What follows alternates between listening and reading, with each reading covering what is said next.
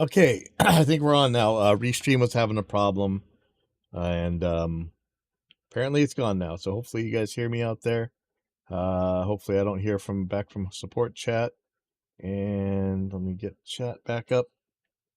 Okay, today actually, um, what's showing on the screen right now. This isn't actually what I was going to talk about, but it's just me recording a little bass part direct, and then really listening to what compressors do. Like, how often do you get a chance to just sit there and learn your tools? Like, half the time you're mixing, you got no time, you know what works, so you just do it. But every once in a while, I just want to sit and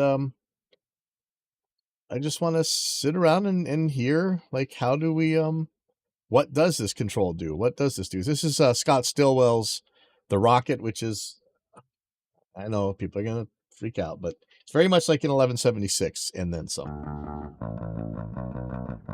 So here's without.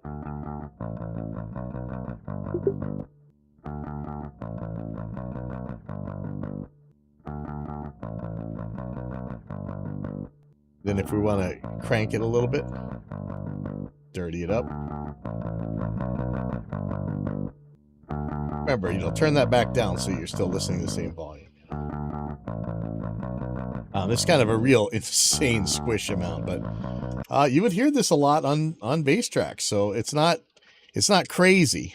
Let's do something a little bit more mellow. And then I was also trying Helix's LA2A, which is, it's a decent LA2A.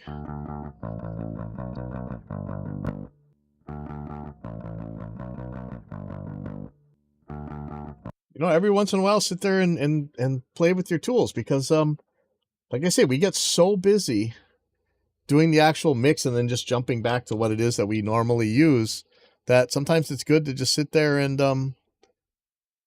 play the stuff. I know Universal Audio, look, me and Universal Audio got not the greatest history together, but they had a deal where they had all their native plugins for super cheap, and like them, hate them, whatever. The emulations are great. It's not going to be that different. I know the tone purists and stuff. They can tell me just how different every single LA2A is from each other, but it's close enough where you're going to get the idea of it. And so play with your tools. And okay, how do I close this whole conversation? Okay, there we go. All right. So anyway, what I did want to get to today was, again, some moron blew up one of my bass amps by using a guitar cable instead of a speaker cable on it. And so I had to bring out an old dinosaur. Oh, heavy and ridiculous. I had to bring out an old SWR. Oh man. Okay, here we go. Oh wow, that is way washed out. Let me see if I can fix that.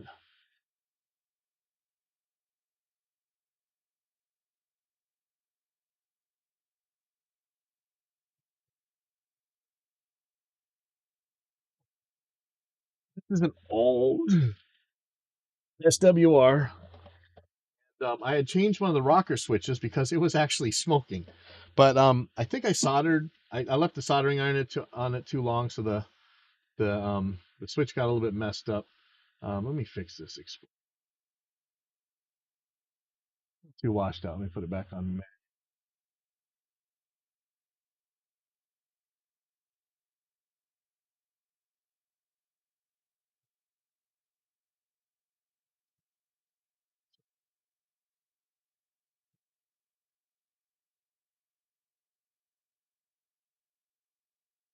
Love just a really good overhead camera. I keep trying. I tried DSLRs. I tried all kinds of stuff. Anyway, so yeah, don't use a guitar cable to plug in a speaker cable, please. If you do, didn't even say it. I'm not gonna say it. So here we go. Take this guy apart. I mean, I could just short this thing together, take out the mute switch maybe, so that when you fire it up, it's on. I'm not really sure that I need a mute switch on it, honestly. Let's see if I can't fix the switch. A lot of times these older switches, you heat it up too much and the plastic deforms. Kind of like when you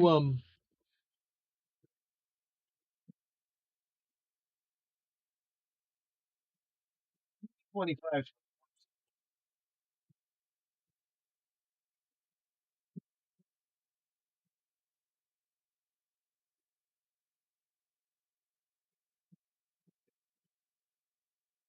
here when you're soldering XLR cables, it's good to have, we used to have these little boards we'd make. Just a piece of wood with a bunch of different connectors in them, like XLRs, quarter inches and stuff you could plug in. When you're soldering plastic stuff, it's good to plug it in and then use something that's the other. You could even plug it into another cable or whatever, but it'll just keep from the pins moving around the plastic. DB25s are the worst. If you had DE88s and back in the day, or some of the RME devices, or lots of things actually with the big 25 pin connectors, and you heated it too long and you melted one of those pins and bent it out of the way, you just threw away all your work. It's horrible. So it's not a bad idea. I don't know how I would have handled it on the Switch. I should just not have held the soldering iron on it for that long. Pilot error. Hopefully, I gotta get. I know I keep saying I gotta get better power tools because these batteries are ancient, and I think this is actually Toby's drill. So he left it here one time. I would love to just get my little SWR combo amp back working, but really, I'd rather nowadays just use one of those Rumbles or whatever, really lightweight bass amps. Um, we do have a Rumble here that got slightly blown up, so I'm not sure what happened to that. But that wasn't, as far as I know, that wasn't plugging it into a cabinet with a speaker cable or a guitar cable. But I don't even know if the Rumble 200 has an output support like that.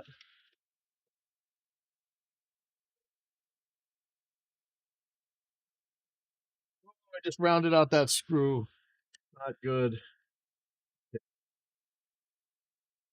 Hopefully, I got a battery. That's the other problem with this. Battery is dead. I was charging all day and it's still dead. Okay. Well,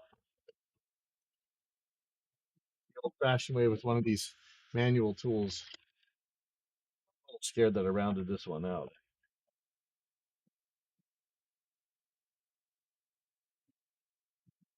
Might have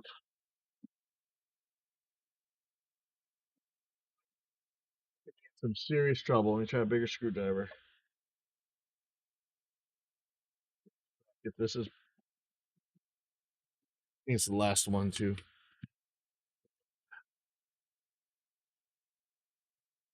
I really got to get new drills.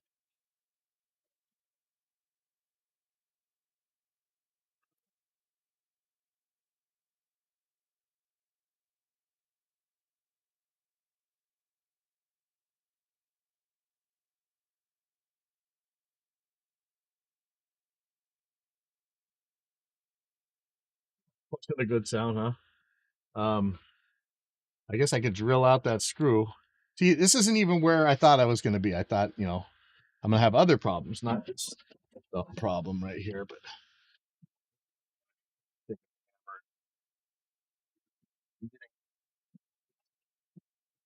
on the ground so I can put some pressure on it. Thing is so heavy. And I was just going to take a little combo amp to a show this weekend, but no, somebody had to blow that little combo amp up. I'm going to have to take a whole 410 and all this stuff. There we go. It's spinning. All right. Whew. That was unpleasant. All right.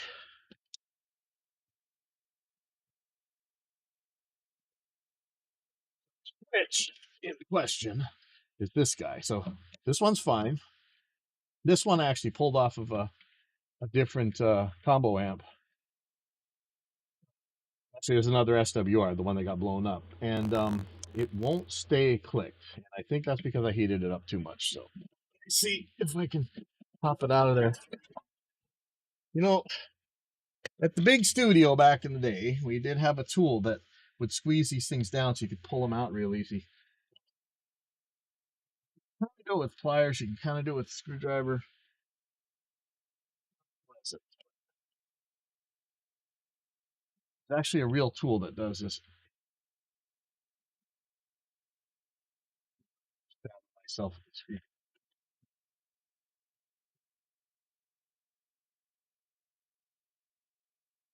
I may not really need to take this out, but I'm gonna. So my choices are: I could put the power onto this switch and then just short these together. That's the mute switch. If I can fix this switch, that's the way I'd like to go. The top pushed out, push the bottom out. Tricky.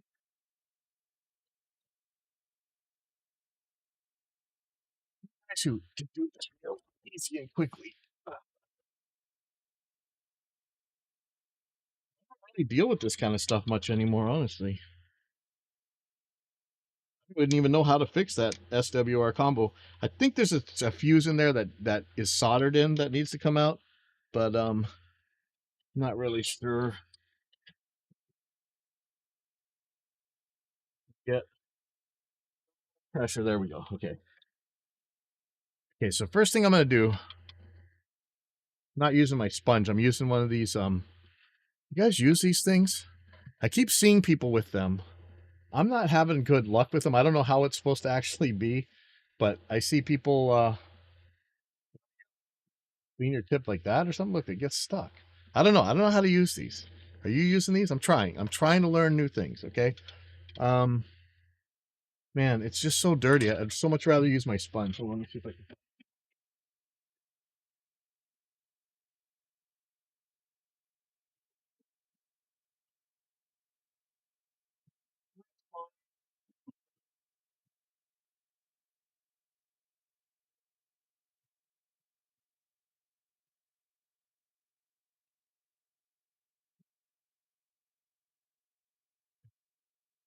Find my solder sponge.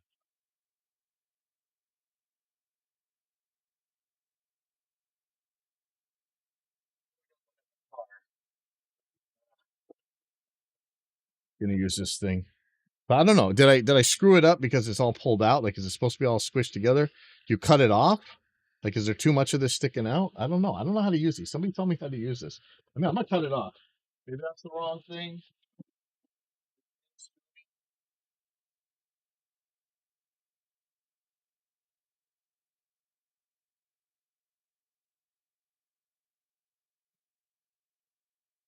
Don't know.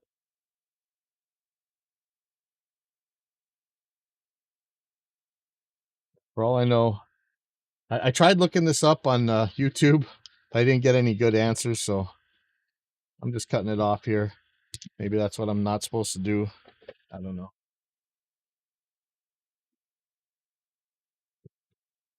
All I know is it doesn't look clean like when I use a sponge. Bad, but so I'm gonna pull this switch out. Okay, brown on top, black on the bottom. If I forget, let me.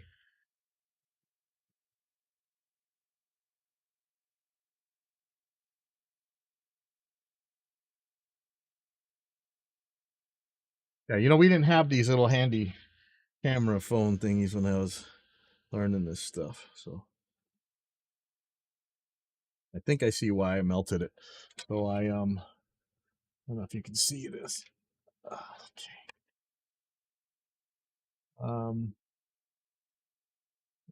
Really heated this guy up.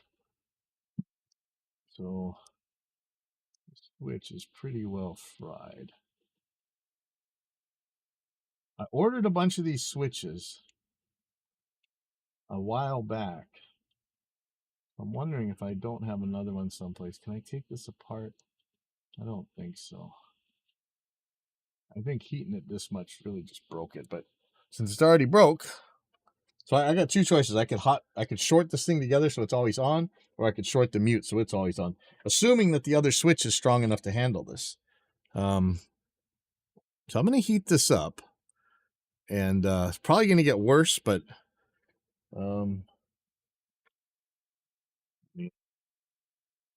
if it's dead anyway, it doesn't matter.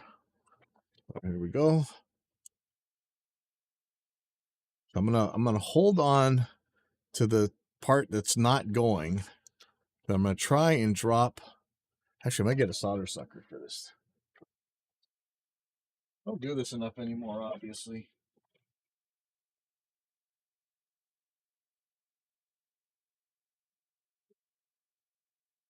I do have a solder sponge.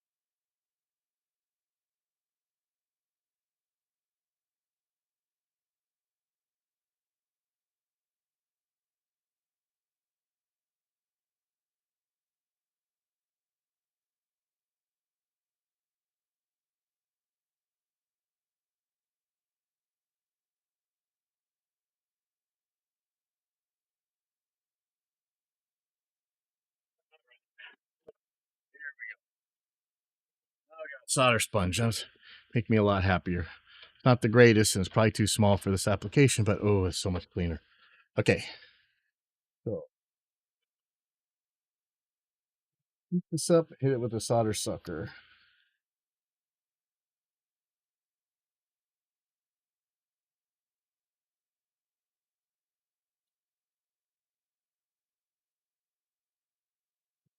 I should probably get my robot arms out for this.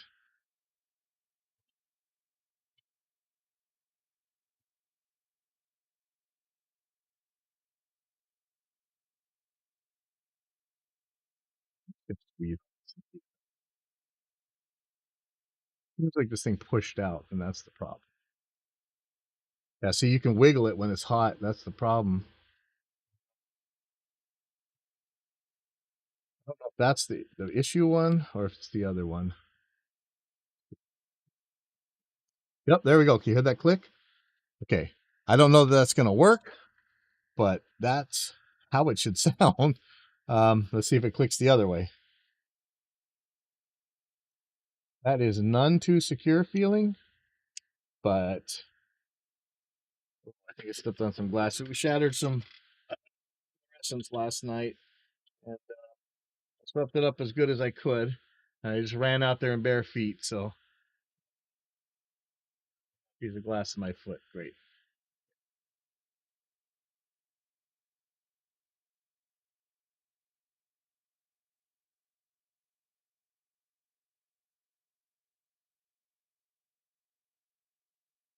For band practice, I got it in my picking finger. Not good. Big piece of glass.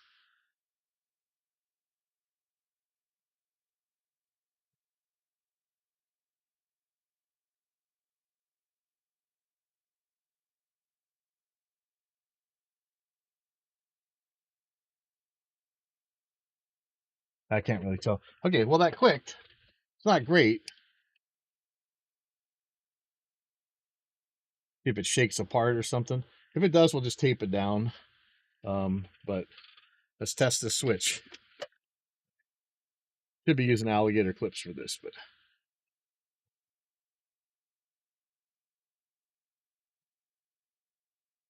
contact now.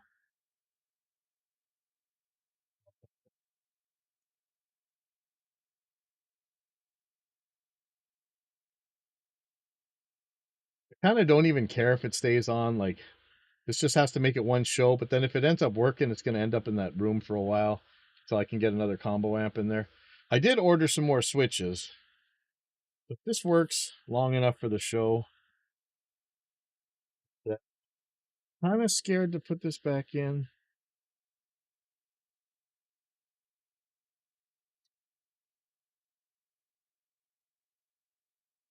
I should be using spade lugs and pushing them in, but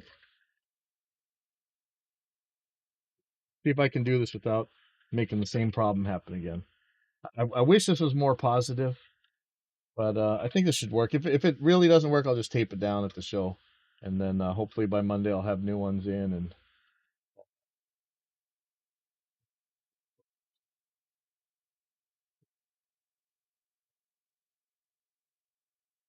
those little robot arms come in handy. Build models or whatever. Yeah, man, I didn't know how many people were painting these Warhammer things, but they have all these little tools for it, little robot arms and all the things you electronics guys use. Pretty crazy. A huge hobby. Okay. So hopefully when I just heated that up, that's not going to break it again. That feels okay. All right, so now I'm just going to push it back in. There we go. And now I'm going to try and put this on very quickly before I melt this thing and screw it up again.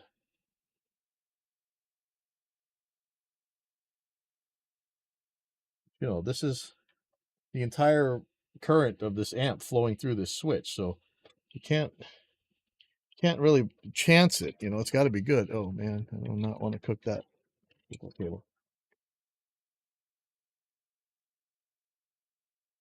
Okay, let's test this out.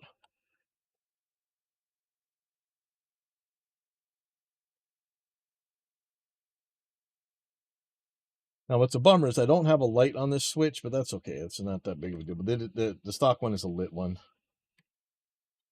I think that's what this top piece is for. Okay, so that should be good. I'm not going to go crazy on this. If it doesn't work, I'm just going to tape it. It's definitely working. Hopefully it doesn't smoke when we try to use it. I am going to ask one of the bands if they got their own bass amp that they can bring, because this is obviously not ideal. It's ideal for some of you vintage fogies that like this giant dinosaur crap, but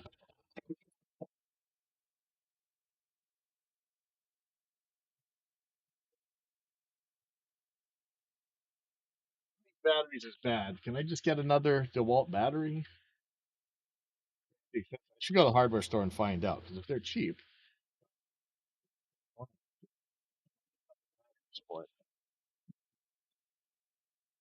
might want to not put that bad one back in, or just not put it in very tight.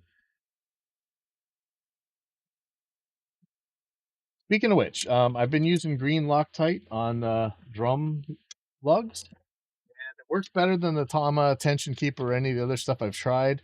Um, it is a little tight. I'm actually kind of scared that I'm gonna snap a lug, but other than that, it's awesome. Like, I tuned some drums for recording the other night, and they are still in tune.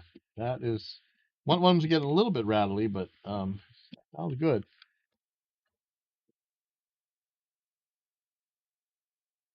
It's less torque.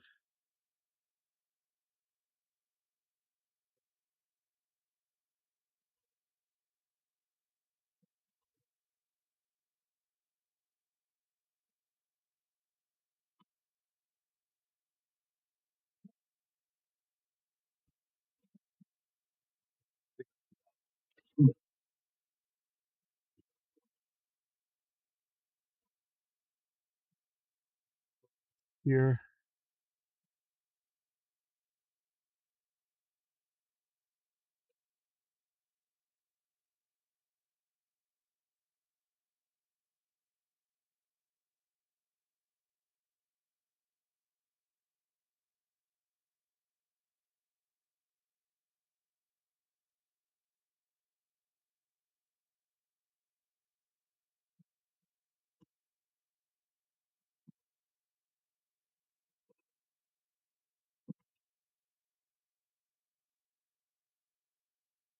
I don't know if you guys saw, and I'm not going to take it back apart to show you, but this one does have a 12AX7 in it. That's the 12-inch combo I had didn't have a tube, but it sounds just as good.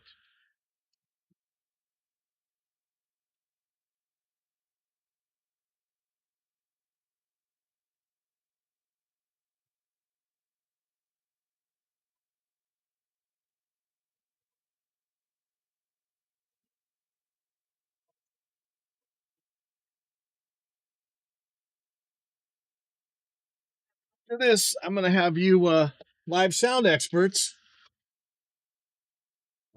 because I know the recording studio side of this, and you guys are gonna pretty sure be on my side. But the live sound, something is different. So I want to ask you something. It's about inserts and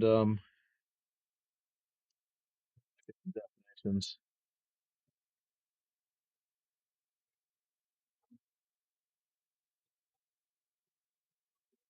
Okay, I'm gonna go take this and put it back in the other room because I do not want some morno to go plug a guitar cable into that speaker cabinet and blow this up again, and I just end up with the same problem. I'll be right back. If I still had my camera in that room, I wonder if I do actually. Do I have the camera in that room? I don't even think it's plugged in. But I used to have a camera into the big room so you guys could see when bands are practicing. It's really cool.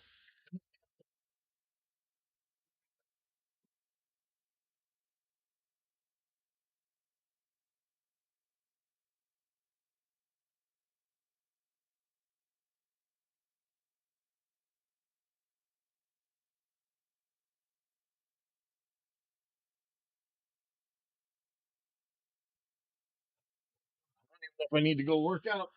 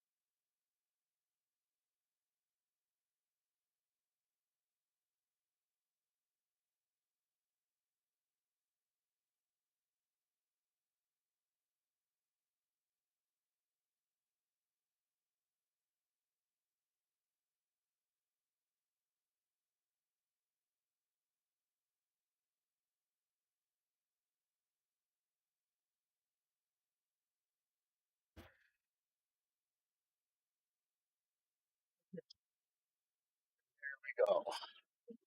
All right, this is going to be romantic, pedantic, from Atlantic, disenfranchic. I don't know. This could be lame, but I need you guys' help on this. Yet another internet flame war, right? It's not really a flame war. Let's get rid of some of this stuff. And we're maybe going to move on to rewiring my pedal board, though I'm a little scared about that. So I need some opinions here. And we're going to go to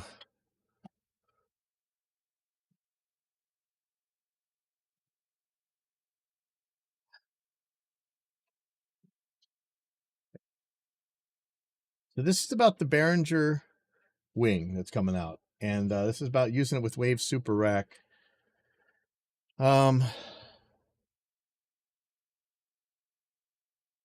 I am still very confused about Super Rack. I've given it a couple tries. Turns out that they're not going to be on Mac anymore, which is crazy. And you guys know I'm a Windows guy, but still yet, I don't understand. So anyway, I don't have an iPad new enough to actually test this thing, which is hilarious and stupid. But we'll talk about that in a little bit. If you understand Super Rack, I need to talk to you because I don't. But anyway, this was a video talking about how to use Behringer Wing Compact and Super Rack Performer, how to use the insert. So somebody commented on here. I'm still getting used to these glasses, so let me see if I can't make this easier on myself. Okay. Oh, still. Okay, and plus it's smudgy, man. When it's smudgy, I have trouble. Ugh. Okay, here we go. Yeah, I don't know. They said use a microfiber cloth, and it still ends up smudgy for me. Okay.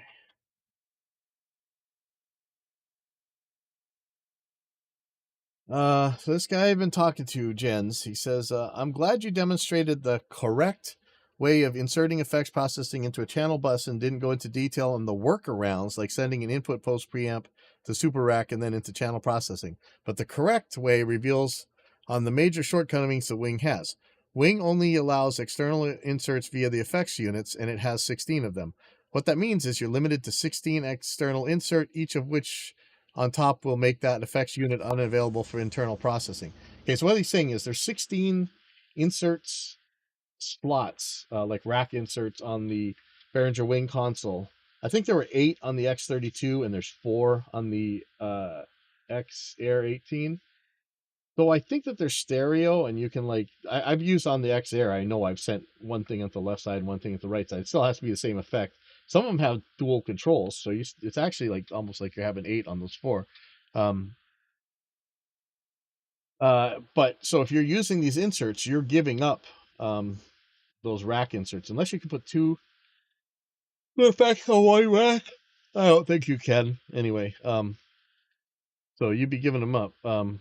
That means if you use 14 external inserts to waves, you'll have only 2 internal effects. He's not saying only, but I think he means it. You'll only have 2 internal effects processors left, and so on. I find that a little ironic on a console with not only tons of routing options in general, but also tons of possible inserts into channels and buses.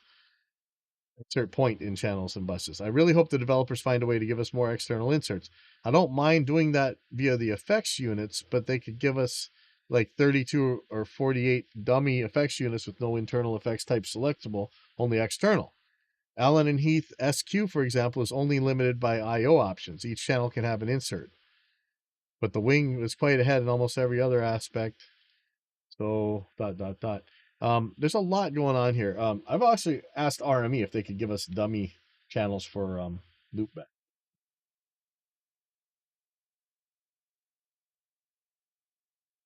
Maybe he's using the word insert. I understand he wants it variable. He wants to be able to put it wherever he wants in the patch point. But you still, I mean, the way we do it right now. If you've ever seen me use an X-Air and put a computer plugins in it through Reaper or whatever, um,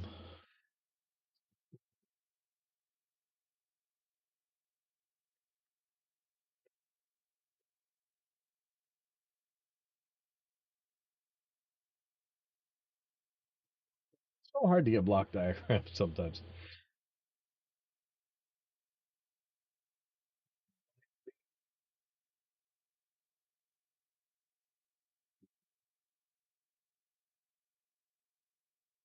Channel 1 to 16. So here's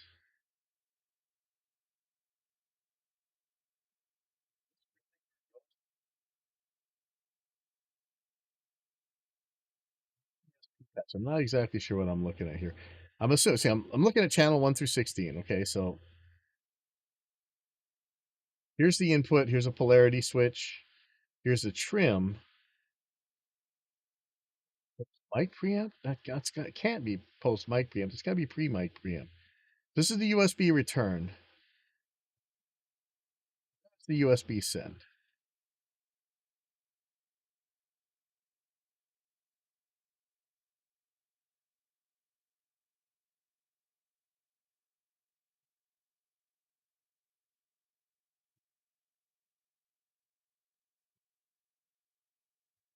You can kind of choose where the USB.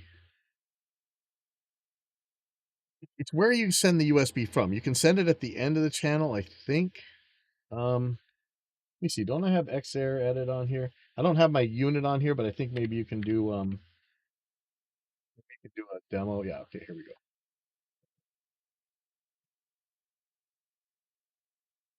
I'm not sure about this if this is really going to help us with the block diagram. So let me look at setup.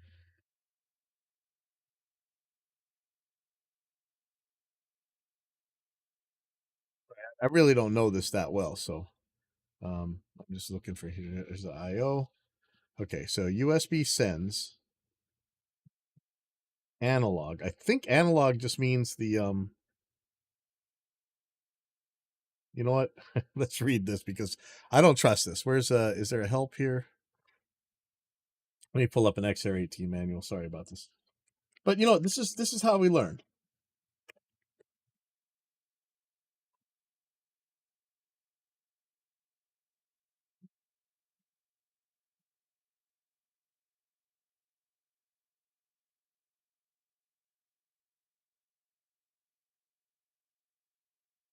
I'm doing a pretty deep dive on the XAir and X32 and maybe wing routing right now on the stream.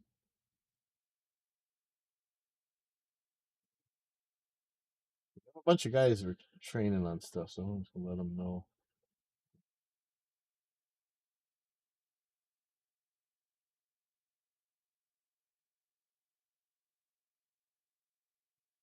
Okay, finding the manual real quick. Sorry. Documentation, manual, English. Okay, so I'm gonna look for that patch point. Looks like it's the same for all these guys, XAir, X18, whatever. Type analog, and this is gonna take a while. How many are they? 26.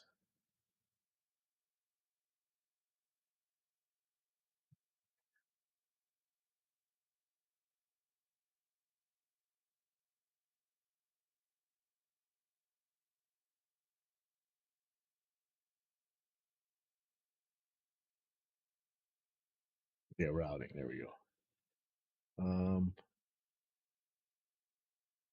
But I want to know what each of these things means right here. See, this is the patch point right here. So you right click and you choose post fader, pre fader, post EQ, pre EQ, input, or analog. I think analog just means the mic preamp because when I had an M32 in here, that was how it was. So let me see. Analog mixer. Just the analog input gain with this control. Select whether analog or input or USB input appears in the channel. And you know, for all we know, it may not actually say what these things mean. Analog mic gain and digital USB stream can be adjusted independently, although only one source can be used at a time. Interesting. There it says it again. The analog mic gain and digital USB trim can be adjusted independently. Okay.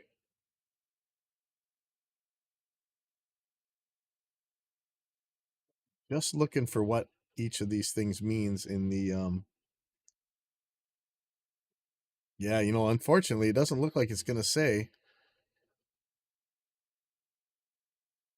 what this actually means. But here's the X18. So here's the block diagram. I wish I had turned this on its side. This looks like the same one we were looking at, honestly. Is there a way to rotate this? Is that a rotate?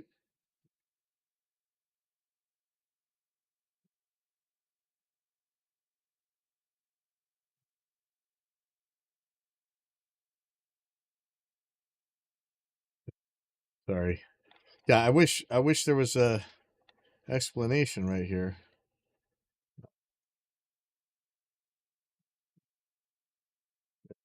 Okay, oh, that's a complete upside down.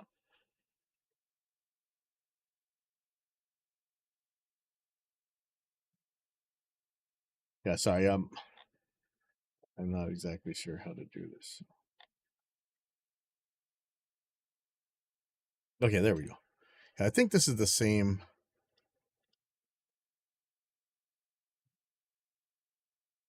So here's a trim, and that's the USB return. So where's the USB send? The way I use this thing is I take it right off the mic preamp, send it to the computer, and then return it to the computer at the beginning of the channel. And then I have EQs and I have all that. I don't understand why. Okay, hold on. Let's take a look at the at this thing. So where's the USB coming back? So here's USB returns. All right. Now, I don't see a legend down here. It seems like it just goes to the USB input. To me, this means that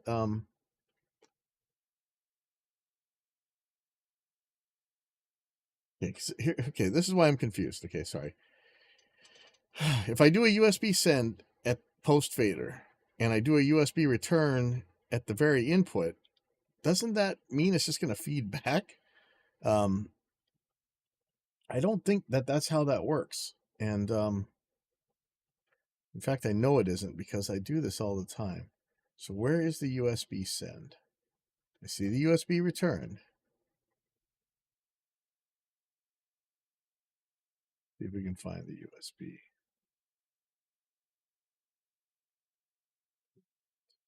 Okay, here's the USB in and here's the USB out. But you know, they put it on this block bus, so that's not really helping. So we have a choice of where to send the USB send from, it seems like. But can you really return it in front of the input? That makes no sense.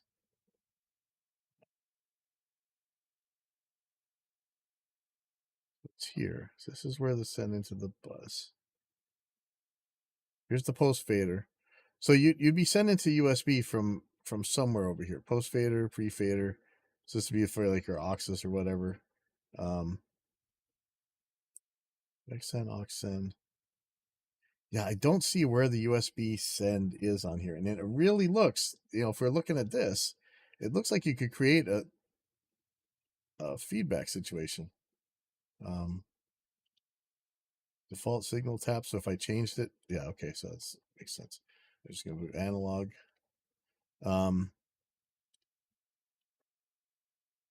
I'm very confused because if this is the USB send, you could do it at the end of the fader.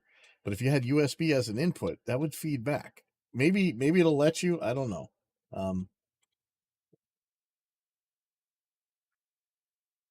Hopefully, this isn't lying, and this is actually the USB return.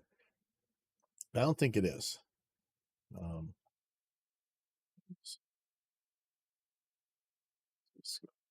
Oh, 17 and 18. Okay, that makes sense. Anyway, okay. So I'm a little confused. This is saying USB return.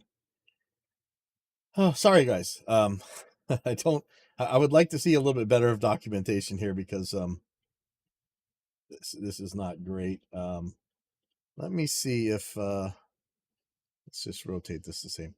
Okay, so let me just put in USB return and see if it'll give us anything.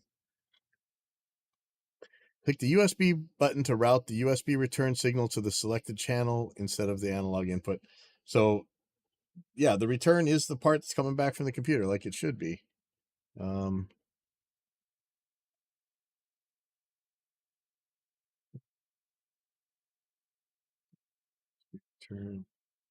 Okay, so this is really not helping. Let's get a USB send. Okay. The USB sends and inputs can be selected from a menu in the folder icon, or they can be moved manually.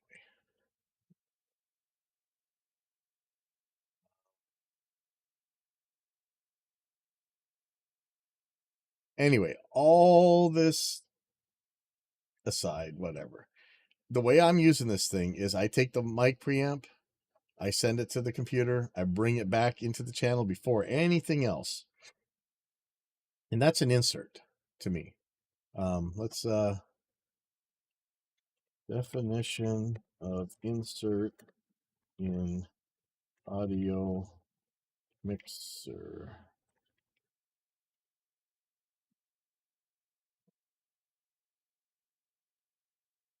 An insert in an audio mixer, this is AI, okay, is a point in the signal path that allows an audio engineer to add external devices into the signal flow. I'm not sure that's the greatest. Usually we think of an insert as something in series. So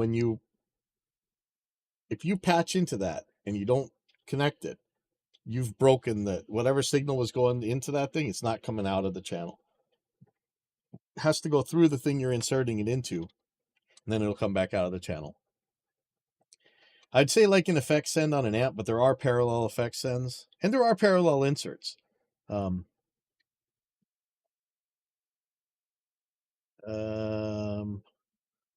what does an insert do on a mixer? It's a video. I don't want to watch a video and get DMCA'd. Here's Wikipedia. An insert is an access point built into the mixing console, allowing the audio engineer to add external line level devices. Man, who writes this crap? But it's kind of right. Mixer implementation. That's not really helping. Let's go to Sweetwater. Insert. A point in the signal path of a circuit where it is possible to interrupt the signal. That's like I said, that's in series, interrupting the signal, and insert another signal. Most commonly deployed in mixing boards, it usually shows up as a bunch of patch points on each channel and or bus output. That shows up as a patch point, not a bunch. The purpose is to be able to interrupt the signal in the mixer, bring it outside the mixer for some sort of special processing, and then return the process signal to the same point from which it left. Common applications include applying compression, gating, or EQ to a particular channel without affecting any other channels or use any extra buses. Sometimes an insert is called a patch or an injection point. So, let's see. Let's see if I get a picture here.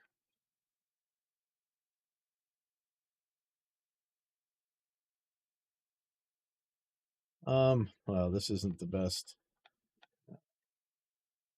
but it'll work. Let me see. Yeah, this is not ideal, but I'm gonna give you.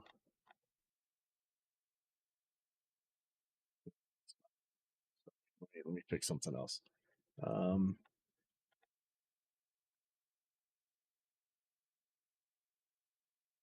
I'd really like a picture where you can see it actually breaking the signal. Man, I could draw it. I don't know where my whiteboard is.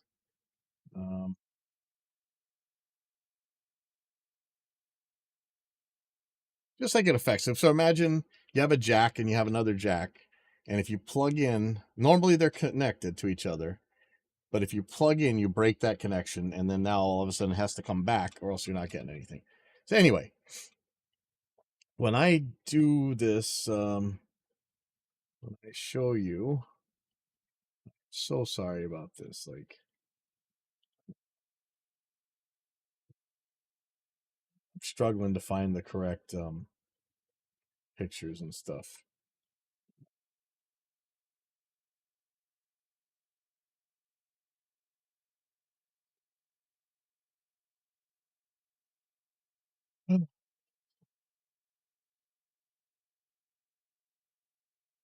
When we're looking at this, we're going out here, out of the mic preamp, and then returning right here. So we've broken the path. It's an insert. So anyway, blah blah blah blah blah blah blah. I probably just babbled for an hour. How long have I been on? 48 minutes. Sorry about that. So I said, why is this the correct way, and why would inserting after the preamp be a workaround? We've been using Reaper as an effects rack on X32s, QU24s, and XR since these consoles came out, and I mostly use them sending and returning per channel right after the preamp. If I double patch, I can send the non-latent audio to the monitors and only front of house hears the insert effects on each channel. Now, what I didn't just show you is a common use of inserts is to not break the signal, but to take the send and split that off to somewhere else, which is exactly what I just said there. So I guess I should have clarified that. So Drew Brashler, actually the expert on this, he gave me a good reason on why he doesn't want to use it this way. We'll get into that later. And it's right, but it's not necessarily important to this part.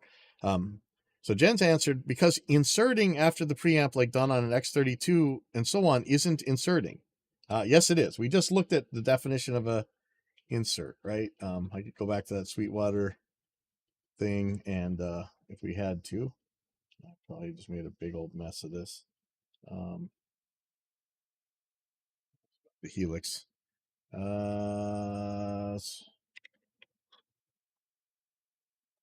Insert.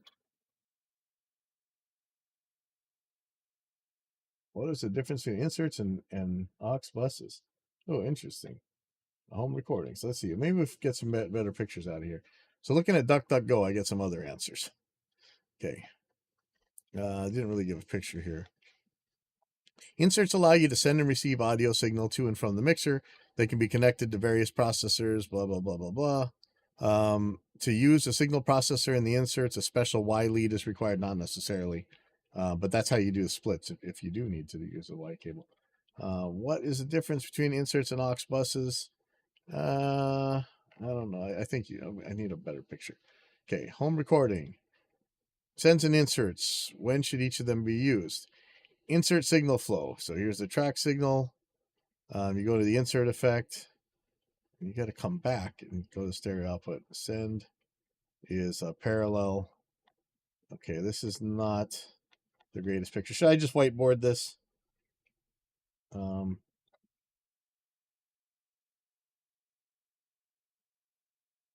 I don't know where my pen thing is, but I'm not very good with it anyway, so sorry, it doesn't matter. You can bear with me, man, because this is about to be a rough ride. All right.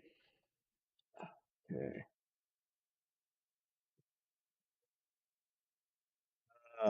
No, just go. Okay, you know, black pencil.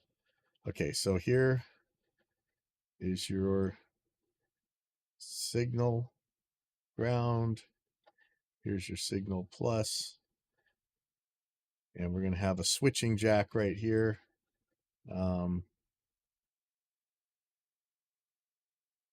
Should I draw this? A different color. I pick different colors.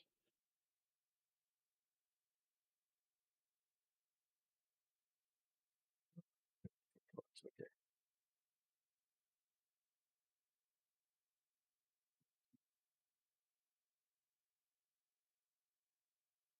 Okay, there's my switch. That's a horrible switch. And then there's going to be a switch up here too. Okay. And then here's the red that goes to the output. And here's the signal, and here's the ground. Actually, these are usually balanced signals, but let's not get too pedantic. Okay. And so this switch is either going to go here to the output, or it's either going to source from here, or it's going to source from up here. So when I source from up here, it's going to go to here.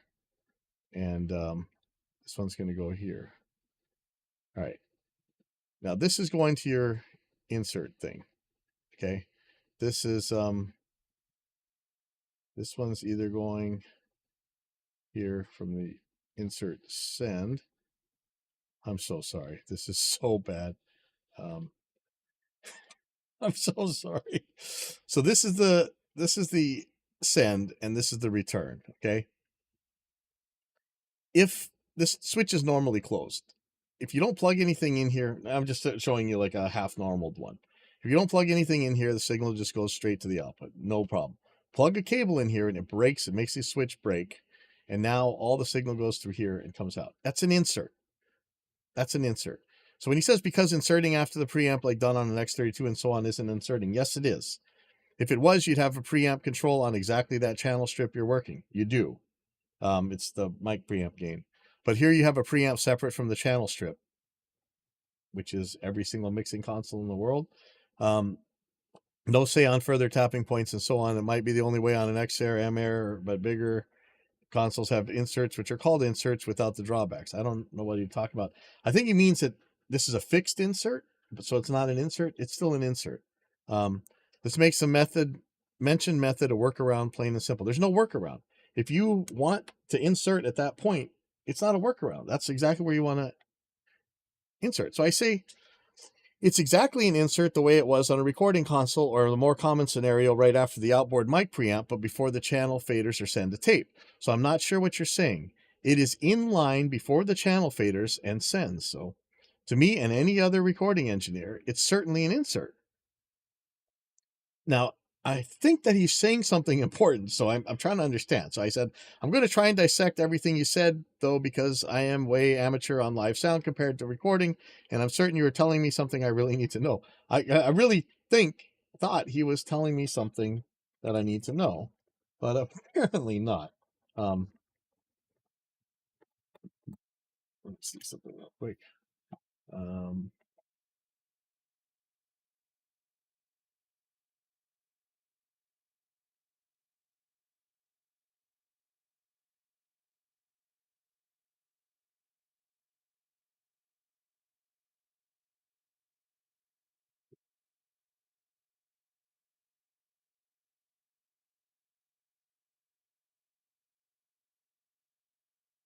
Go back here again. I just want to keep going. Insert a point in the signal of a circuit where it's possible to interrupt the signal and insert another signal. That's an insert. Okay. So I said, so I'm looking for block diagrams to figure this out. The one I'm looking at getting is the wing rack. So far, I only see the quick start guide that doesn't have a block diagram. Am I safe to use the block diagram for the original wing to understand what you're saying? I didn't get an answer to that.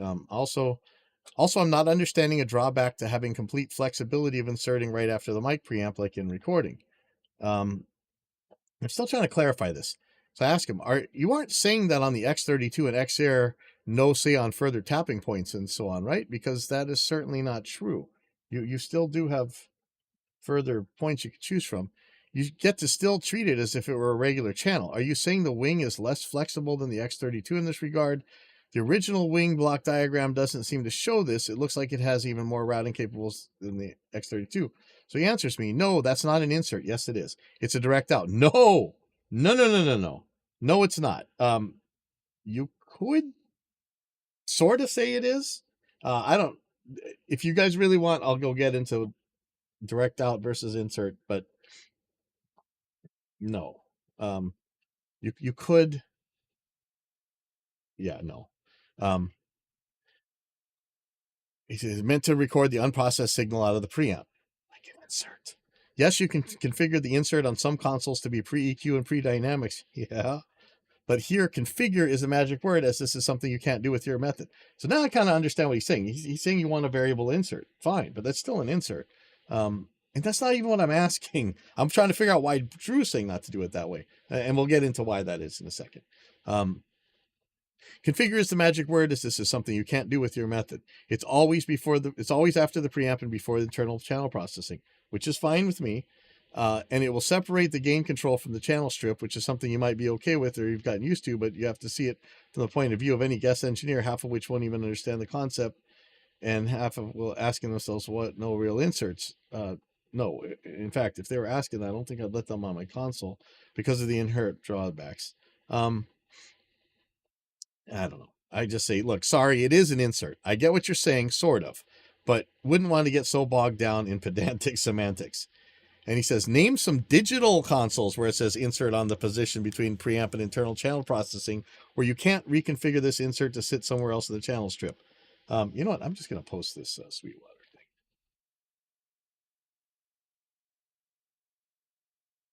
I was going to be an ass right now. I shouldn't do this, but I'm going to do this.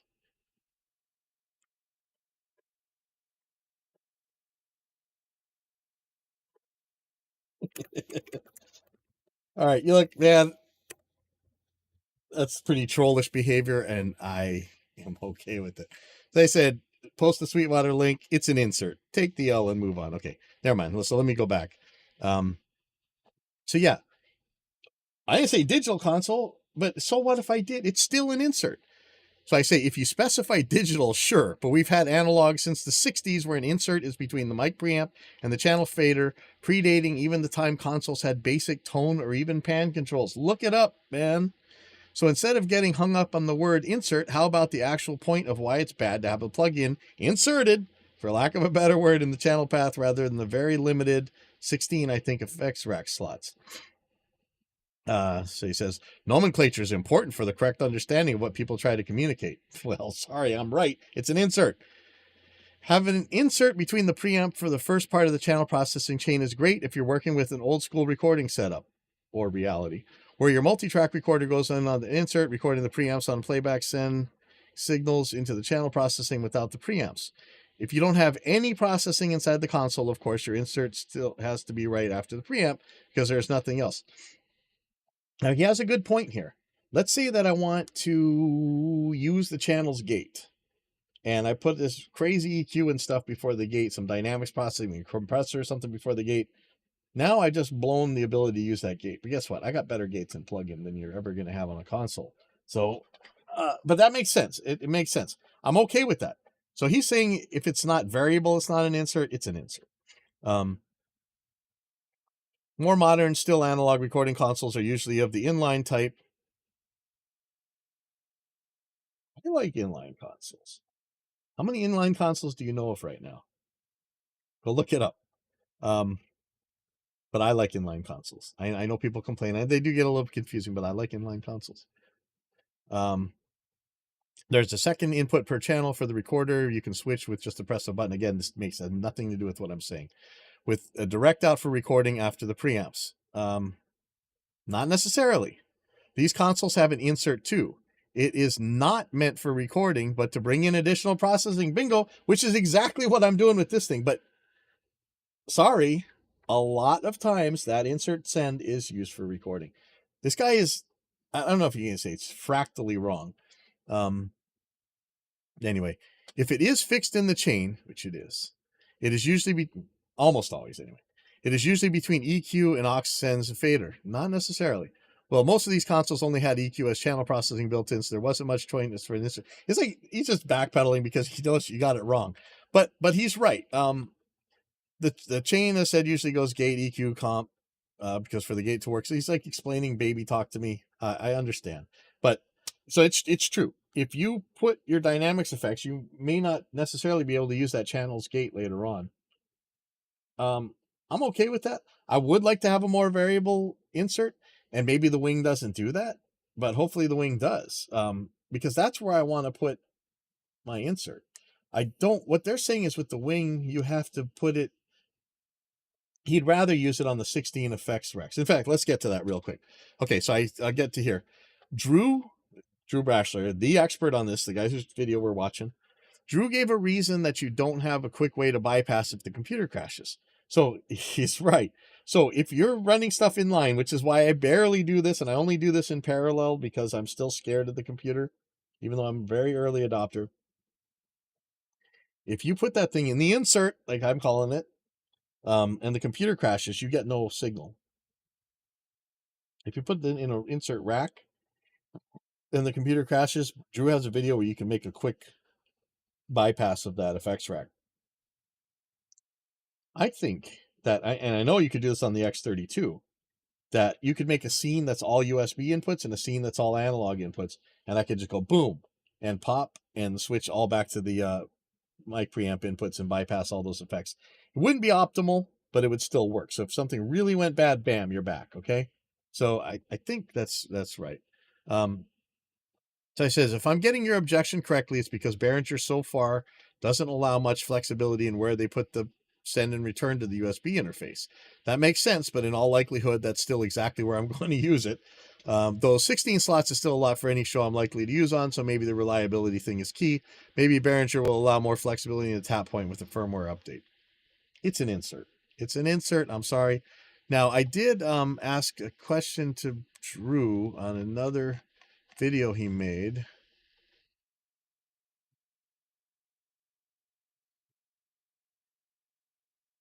He has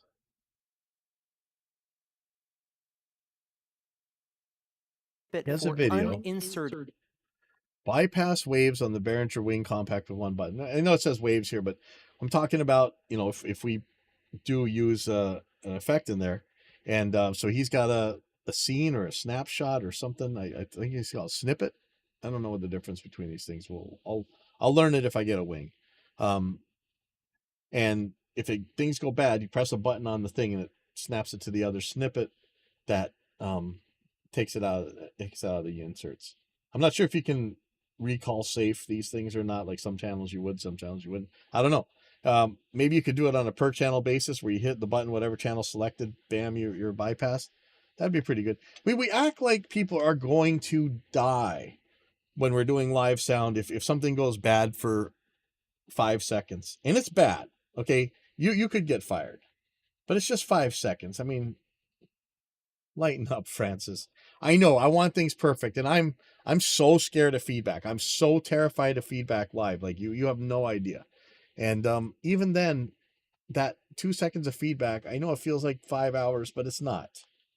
And you know, look, if you damage somebody's hearing, which happened to me, not from me, from another sound guy that I'm not going to name, but I will never let near a PA ever again, or I won't ever go near a PA if that guy's anywhere near it. Yeah, if you damage somebody's ears, fine. That's just really bad. But for the most part, look, I'm sorry you couldn't hear your vocals for 5 seconds. Couldn't hear your pristinely tuned um, ride cymbal for 5 seconds. Nobody's gonna die, and you know what? The audience, they're gonna move on. You know, I think. I know. I want it perfect. I want it perfect more than you want it perfect. I guarantee that. But I think we make too big of a deal of. I mean, think about how things used to be, even in the '90s, early 2000s, even like stuff went crazy, man. So I just said, couldn't you do a scene that had mic pre's as input and one that had USB as input, and switch if you wanted to send straight from the mic preamps? So I'm thinking you make a scene and you make everything recall safe except for the input source between USB and mics. Blam. And you would only do the channels that you had USB. The rest of them wouldn't get touched anyway. I think that would work, but I don't know. Maybe I'll get a wing and we'll find out. I'm hoping to hear back from Behringer actually, and cross your fingers because I can't afford one right now. So hopefully we're gonna get. Okay, so next thing, I still got an hour here at least. Maybe I'm gonna do this. Let's pull up the pedal board and yeah, we're gonna talk about this.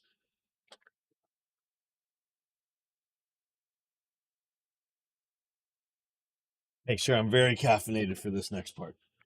Ugh. Second, let me check if there's anything dumb going on that I have to deal with.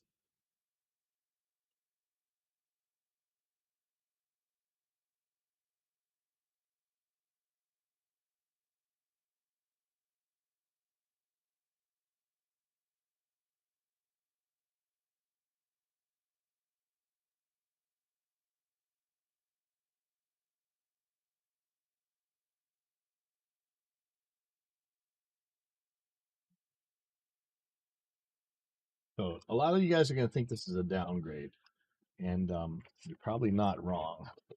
But I'm gonna pull something up here. Here we go. Back to the overheads and hairy Portuguese arms. Look at that, man. If you eat enough malasadas, you can have hairy arms like this too. Oh, okay.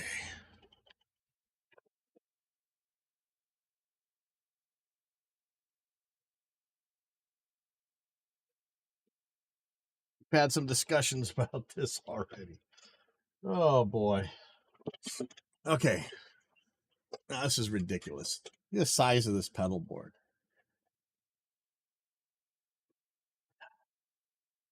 Everything in the world can be done by this Helix. The problem is you can't necessarily do it all at one time. It doesn't have a good synth. We don't have a keyboard player in the band, so I actually play keyboards through the guitar. One of the things I have to do is we use a pitch shifter to change pitches for the singer sometimes. Man, I wish this autofocus would turn off on this webcam. Anyway, so that there's two different pitch shifters, and the other one's fine. There's one that uses very little CPU, and it's fine. But I'm such a nut, and I shouldn't even be. Like I should just let this go. But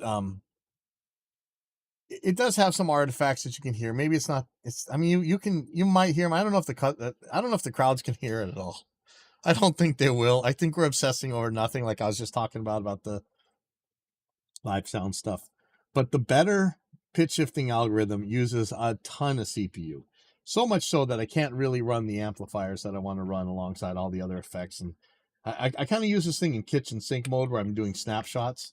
So I have instead of switching presets, which would easily cover all this stuff, but I do have reasons for not using the presets.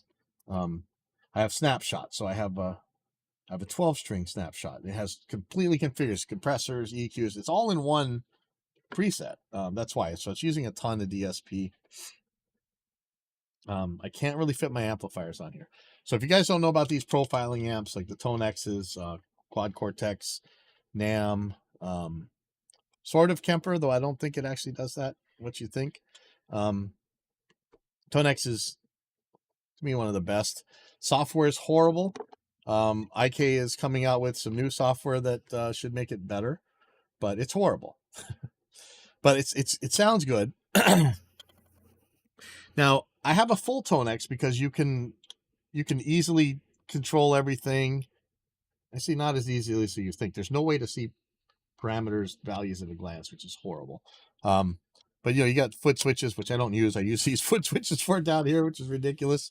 But it has MIDI. Okay, that's the big deal. So I can send MIDI from the Helix and change things, but I don't really change anything in here. So the new update's going to come out with all these effects and stuff. So maybe I should be changing things. I don't know. We'll think about this. So let me show you. So I normally use these for my in-ears. Now these are good. It only runs on 2.4. What I like about this kind of stuff is it's just like those new kind of guitar wirelesses where you plug this one in your headphones, you're done, right? That's the easy part. I mean, most receivers are like that, but the guitar ones are even better. This end, you just plug into whatever thing was sending to it. And it's battery powered. So you charge it, plug it in, you're done. You don't have to do the power cable. You don't have to do all these audio routing into it, all this stuff. You just plug it in, done. So easy, so easy. The problem is this is 2.4 gigs. Sounds good. People complain about the latency. I'm not a latency purist, but it's again, it's not anything that's bothering me. The 2.4 gigahertz band is crowded as could possibly be. 5G is pretty crowded too. This works good when I'm on stage, but it totally drops out. Like if I'm using it for mixing and I plug in over by the stage and then I walk all the way over to where the front of house position is where we normally mix from, it's dropping out all over the place. So I went and bought a cheapo, thanks to Scott Ull, whatever his name is. This is the Phoenix Pro PTM 10 or PTM 11 or something. Actually, I tried it last night at practice, worked great. It came with a little slot for putting 2 batteries in. I cut it up more and put 4. It's oh, where's the receiver? Oh, that's my it's my guitar wire. Here's the receiver. Oh. So the nice thing about that U4, the X5 thing I was showing earlier, is I can actually leave it on my pedal board and I have spots to charge it up and it Velcros on and all that stuff. Really handy. And I'm probably going to leave it there just in case this goes wrong. But this guy, yeah, let's see, where does this even, so this is supposed to go in here. Okay, so that's one adapter there just in case. So the power and all that junk goes over here. Yeah, that's fine. Comes with the rack mount kit. I took it out of here because I'm not rack mounting it anywhere.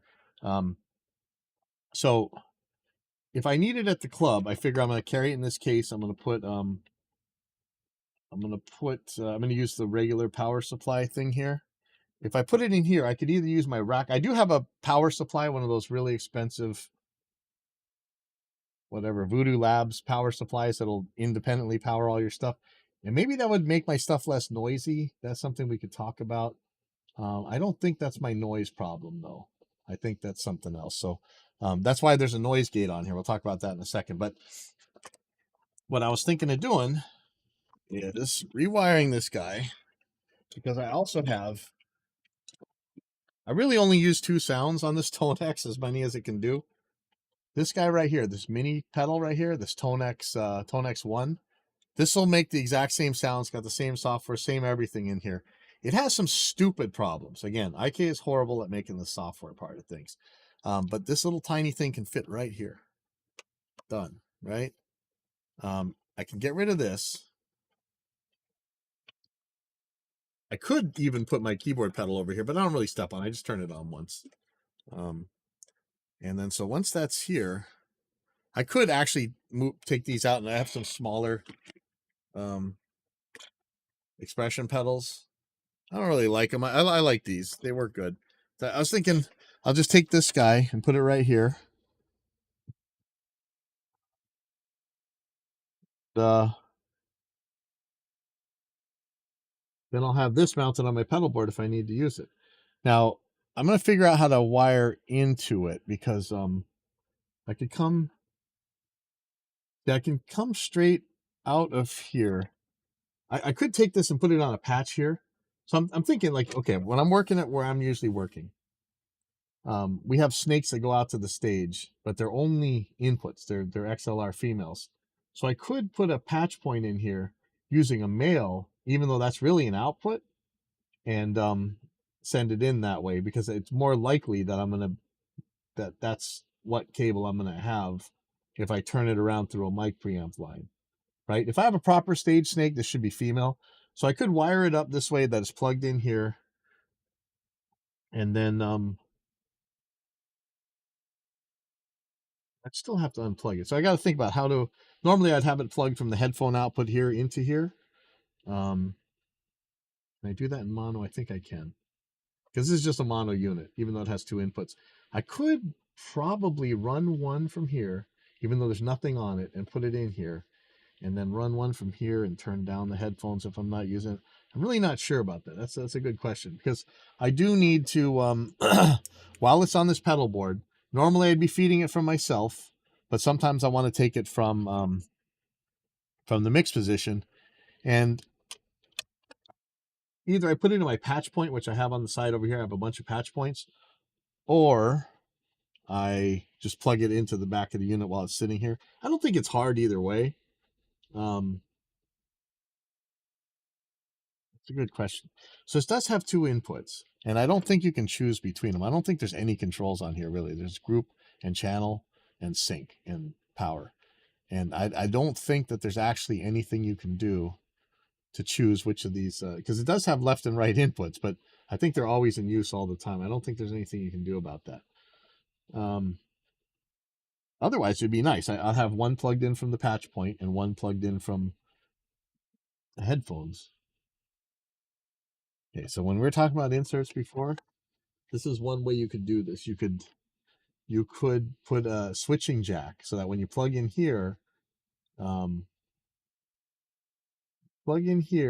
it sends from here and breaks the one from the headphone send. But if you don't, the headphone send is connected. Now, do I have a switching jack like that? I don't think I have a panel mount one, because these are panel mounts. Well, that's a good question. So how could I do this? So I'm thinking that the place that I normally work at, I would use a male on there. So I wonder if it would be noisy if I plug it in. Maybe I'll wire it up that way. I'll put a female panel mount jack here, even though the male one would make more sense. I'll make a female to female turnaround. That'll be how I handle that. And I'll throw it in my bag, so I always have it, just in case they have to use the male jack to send. Yeah, that'd be better. It makes more sense to put a female one. So I'll plug that one into the right channel, and I'll plug the other one into the left channel. That's coming from the headphones, and that should work.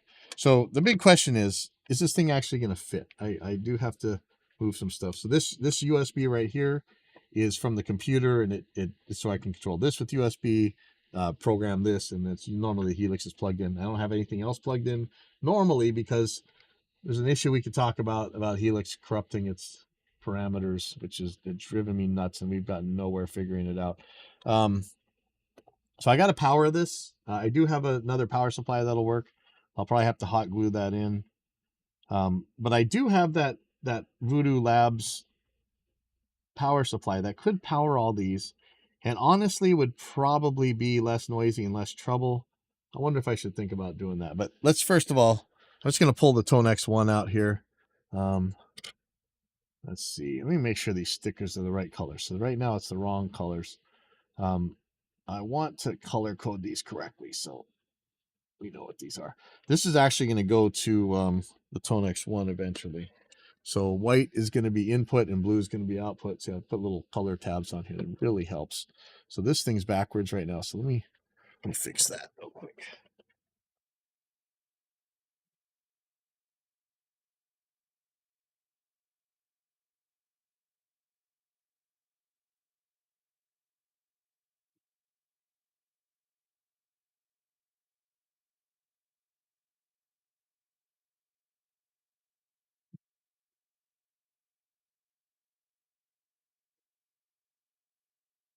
I think these I got from the same place that I bought this cover, this protector for the Helix. So I highly recommend. So here's this Pedal Power Plus. Now this adds weight. Like this thing's already heavy. You can imagine how heavy this thing is. This thing adds some serious weight, and but this does have isolated outputs allegedly. So maybe this is the way to go. There's some switches on here to go between 9-volt and 12-volt. 4-volt and 9-volt. I don't know. So 12-volt would power that thing, and then I don't have to put any extra switches. Maybe I should start using this thing. Right now I'm using a bunch of iSpot, a daisy chain. Maybe it'd be quieter. It's probably the right thing to do. I don't know, man. I'm so confused. Okay, but first of all, let me make this the right colors. So this cable should be white.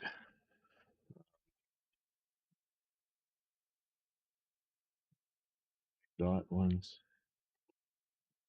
This is really handy stuff right here. I'll tell you.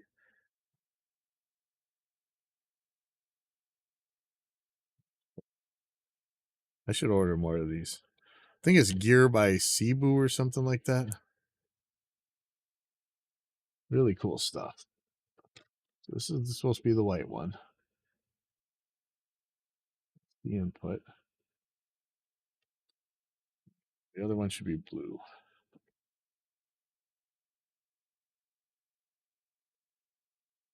And I'm not sure that these cables are going to reach, so that's another bridge I got to burn when I get to it.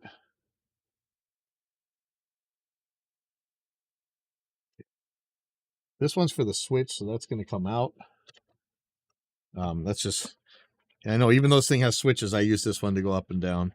So let me take that out of there right now. It's probably zip tied in there. Okay, that's the power for this. There's a USB cable for this. So I have to use a different USB for the other one. Oh, man. So this is 3M dual lock, man. This stuff is no joke. I'm kind of scared to use it sometimes because I think I'm going to break something. But, man, it works good. This is not insignificant weight, so I actually don't feel as bad about adding this thing when I'm taking this off. I'm not thrilled about adding more complexity, though, because if that thing goes down, man, my whole setup is toast. Yeah, this is much lighter. Much lighter. Okay, so this is probably going to go here. I mean, I could put the keyboard thing there. Little topper on there. Take this switch off. I need to order more of these little switches. I keep breaking them. Put them on. There we go. Now it's on. Just put this right here. And yeah, I don't think those cables are going to reach, but we'll deal with that later. Okay, so the trick is this thing going to fit? And do I have any dual lock left? So, oh man, I got plenty of space. So I got to be able to get to the group and the channel things, but I want to be able to get to the back because that's where, you know, we're going to plug in from wherever. I'm going to have to move. This is my wireless. This is my gate. So I have this gate because for some reason the Helix, it's just, the sends is really noisy. But I wonder, is that because I'm not using the isolated power? Maybe. So let me isolate the power. Maybe that'll help that. And maybe I don't need this noise gate. I don't want this noise gate on here. Okay. It's just another piece of complexity that I really don't want. The Helix noise gates are awesome, but they're not side chainable. There's supposed to be a new Helix firmware coming out, and maybe it's going to add side chainable gates. If it does, awesome, but I doubt it. So let me move this over. Not sure if that's going to be far enough. Let's see how far I need to go with this thing. So that is far enough. Okay, good. Um, so I could just wire this up and be done with it. But I kind of do want to see if it's gonna be less noisy with the power supply. Oh man, I don't know. So first of all, let's get some dual lock on here. Hopefully, I ordered some more.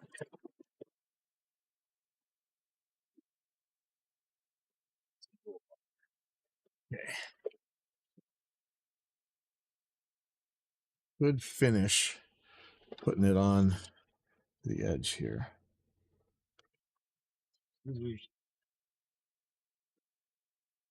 But I could wire this up, put that the power supply that I do have on, and be done with it. Or I could try and do this fancy and use the proper power supply thing from Voodoo Labs. Like, should I be using an iSpot or should I be using the Voodoo Labs one? That's the real question. Um, is it gonna be any quieter with the Voodoo Labs one, the proper one? I don't know. Could be. I bought the damn thing. Why don't I use it? It's a lot of stuff I bought that I don't use. It's sad, and I like to give it away because I hate seeing this. Like those guys have muscle cars in their garages and they don't drive them. Oh man, that is a cardinal sin. So that USB cable doesn't need to be. I'm going to use a different one for the Tonex, and it's going to come out down here. So in fact, let me just pull this one out of there for now, if I can. I don't know if I actually can.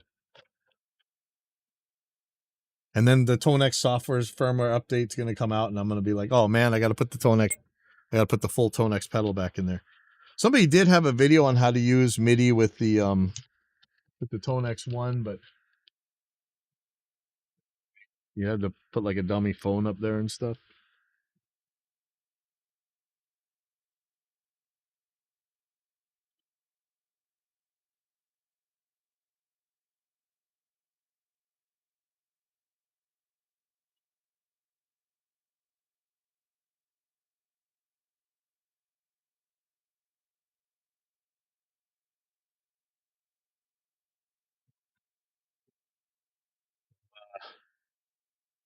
Let me give you the benefit of my inexperience. Dual lock is great across the thing. It is a bad idea to put all the way across some giant piece of gear. I used to have it all the way on the back of the Helix. I'm glad I didn't break this thing trying to get it off. So just little strips. Antenna on, so I have an idea of. I don't think I'm going to be leaving the antenna on when I'm transporting this. But let me just get an idea of where it is before I put this thing on. First of all, the antenna sticks out further than this thing goes. This could be doable if I was really smart about it. But yeah, see, you don't want to break this. So kind of. I'm not going to take account to the antenna. I'm just going to move this back. I do sometimes need to press the group or the channel button, hold the power button down, hit the sync button, and turn the volume knob. I can do all that from here. I want to leave this back open because in case I have to plug straight into it. I mean, I could do it the other way, turn it around, then the antenna fits. Ooh, that's kind of a good idea.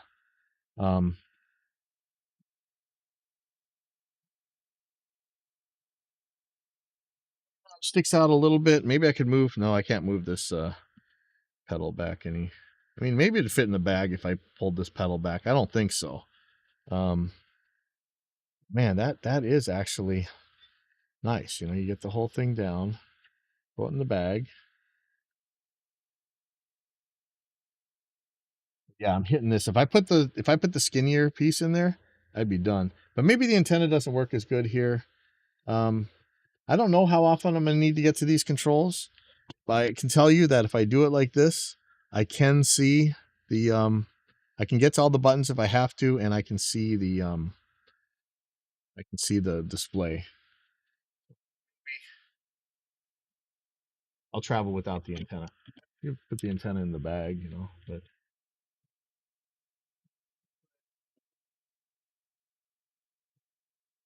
gotta figure out how I'm gonna do the power.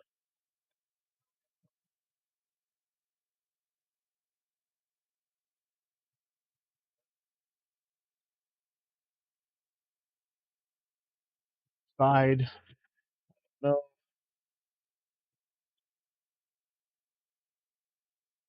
Space on the side. But let me just put front of this, the very end of the back on this.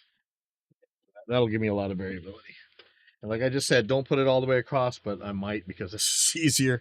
This one's not so bad because it's not so crazy strong, but I probably shouldn't. That's probably a bad idea. There's going to be so much indecision, right?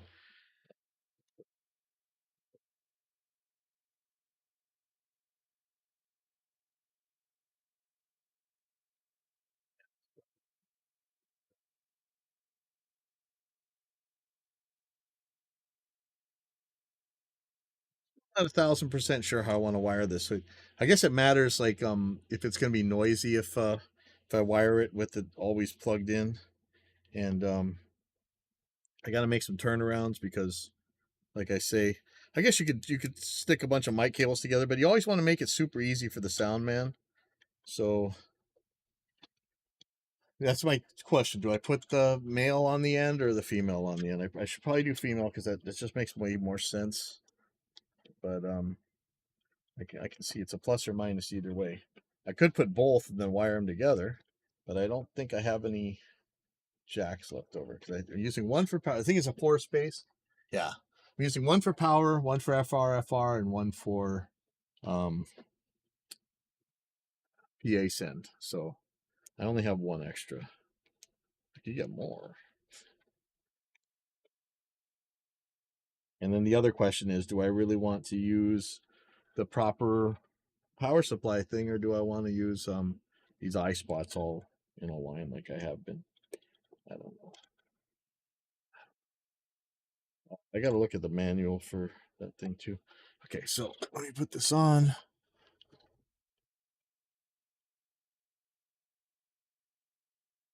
Really, the question is how many run the power. If I run the power a certain way, I could put this really close to the end. Actually, I can put this close to the edge no matter what. I don't know what this is for, but it's going to make this antenna piece safer, so I'm just going to leave it on there. Definitely see this.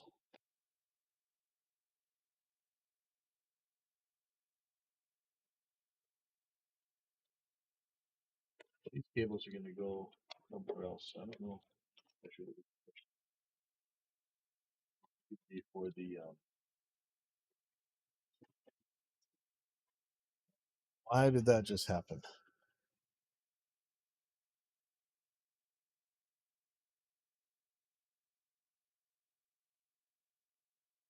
These cables. They need to be out of the way because that's going to go to this Tonex down here, the Tonex 1. Instead of being up here, it's going to be down here. And I don't know that they're going to reach. Yeah, I got to get this down there. Really, I need something soft so I can flip this over because we're going to have to do some stuff on the back. I can pull the helix off. I'd rather not. Um, they're all zip tied down and stuff. So there's going to be a lot of unzip tying to do down here. Probably going to have to throw some pillows up here. If I even have any anymore. I used to have tons in here, but I don't really need them anymore. That's this power supply, which isn't going to be here anymore. And if I do that discrete power supply, I'm going to actually move all of these.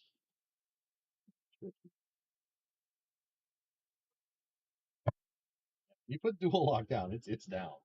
I should probably move that gate a little bit. I'm going to pull this guy out of there. So the question is, do I feed this thing a balanced out from here, or do I feed it the headphone out?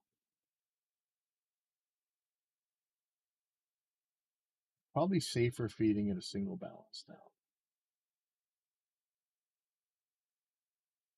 The headphone out is one more amplifier in front of it, one more chance to get messed up. Only thing is, can this thing not handle that? I don't know. Yeah, I think I'm going to use the balanced out. That's probably going to be the better idea. This one, the way I have it set up, is not affected by the volume control. Wow, this is so empty. So I want to take this keyboard thing and put it back here. My,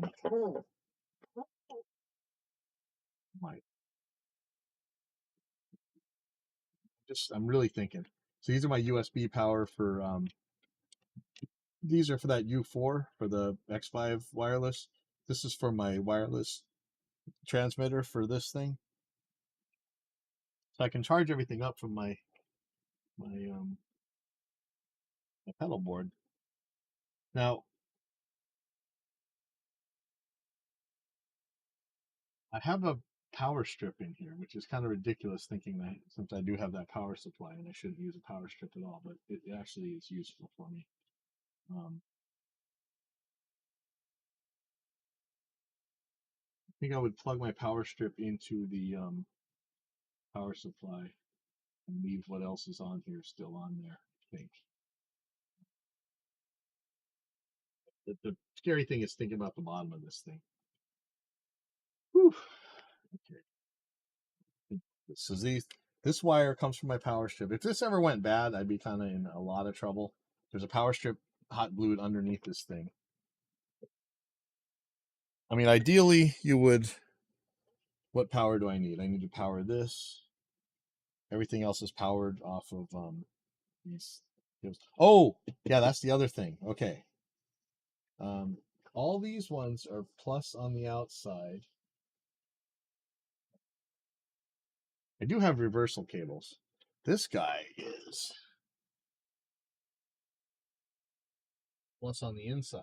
That's where that gets ugly if I use that other thing. And I think the Shure 12-volt thing was plus on the inside. Is that right?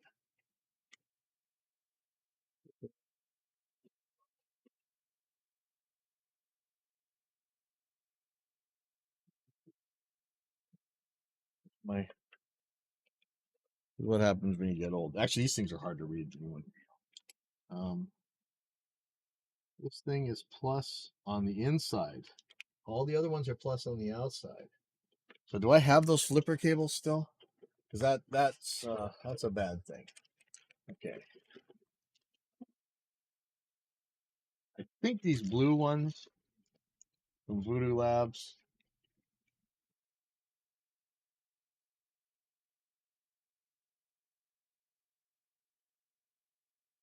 Blue one is a straight barrel plug.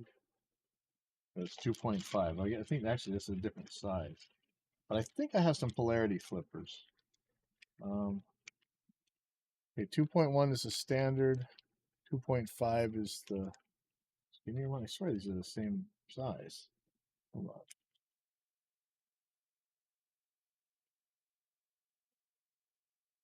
Yeah, see, some of these are like doubling cables or something. Oh yeah, it's a current doubler cable. Okay, so that's what this is. I don't know if I have a polarity flip cable. Let me see. Here's these ones. So these are. This is a current doubler, and this is a current doubler. Why are they both current doublers? So green.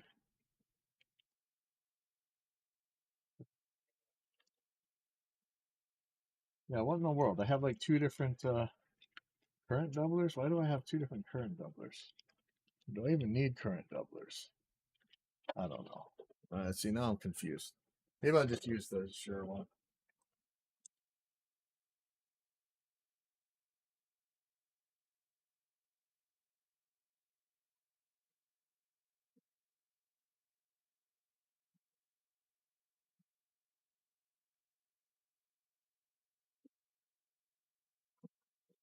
Man, see, I got all this stuff when I first got this pedalboard stuff. I didn't know anything about it. I bought so many of these things, and I don't know which ones are which and what they do. And I think some of them came with the thing. Um, there's a red one. What is this red one? Let's see what that is. That might be.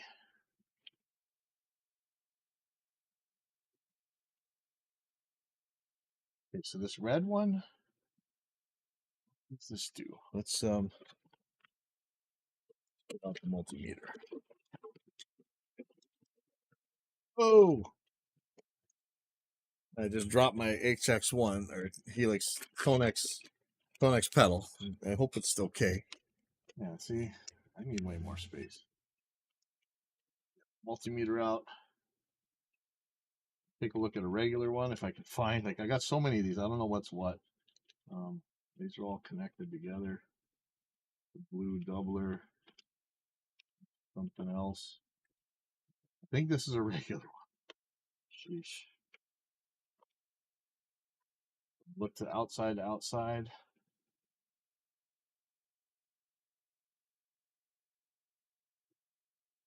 Check inside to inside. Okay, so that's normal. Okay, so what does this red one do?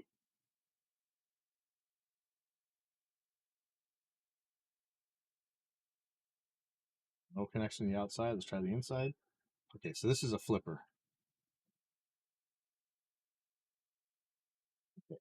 So that's what I would use for this if I'm going to do it. I got one of them. Like if that goes bad, I'm in trouble. But it's so much less junk to have all these no adapters around. But then I'm adding the weight of the thing. Oh man, it's a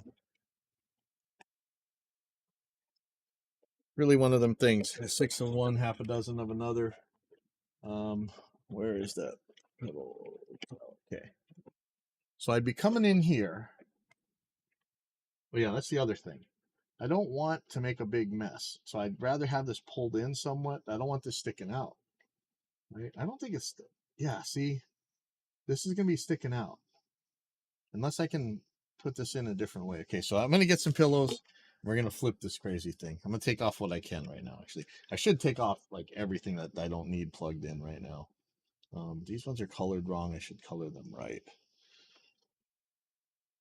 We could flip them here. Let's do that real quick. Like I say, man, this dual lock is no joke.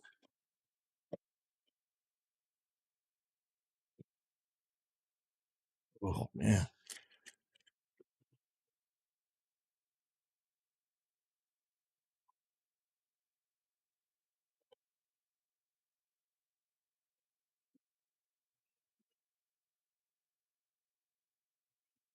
Part and ignore all this. Use the other one and hot glue it in there or something.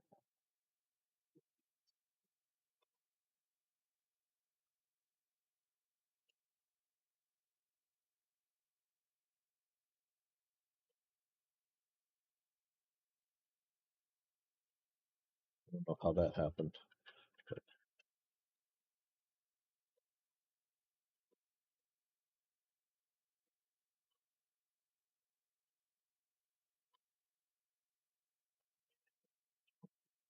hopefully I didn't really mess anything up.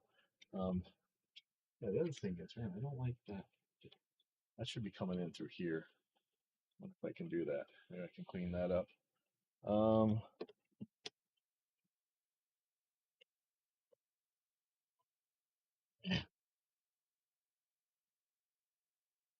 get some pillows. I'll flip this over.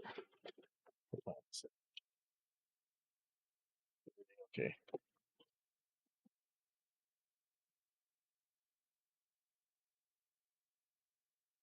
Yeah, we don't want to be parked here when it gets too busy. I'll just taking up a space. It's already kind of tight. I can move this one over.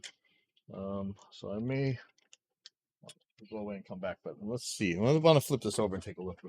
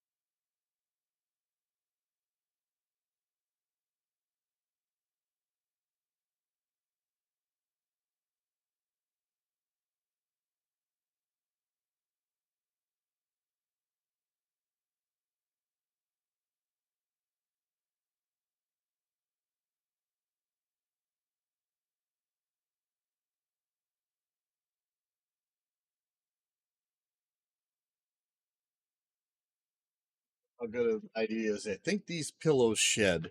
If they do, I'm going to be in trouble. And also, I'm putting a lot of weight on top of this thing, which is not great, but I don't know what else to do.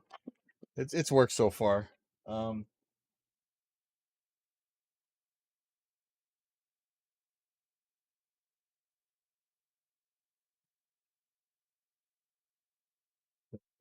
this is crazy. Yeah, I really need more space. I would love to have more space. Anybody is a billionaire and wants to buy some land over here, be grateful. Big ask. Families are living in one tiny house, and here I am complaining about space for working on guitar junk. It's kind of lame. So I understand.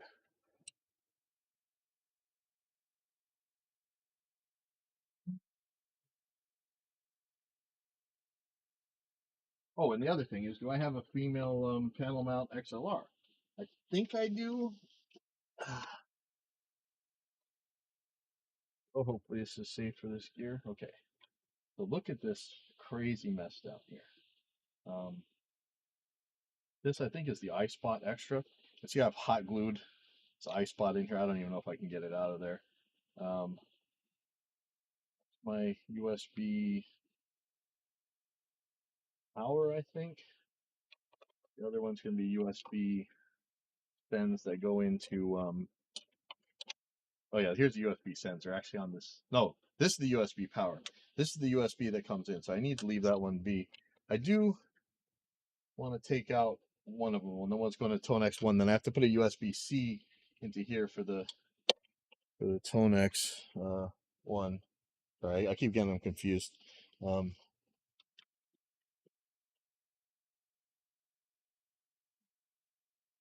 I got to come out of here. Which unfortunately, yeah. See these little hold down things don't hold very well. The adhesive isn't very strong. Let me get rid of this guy. I want to clean up as much as I possibly can.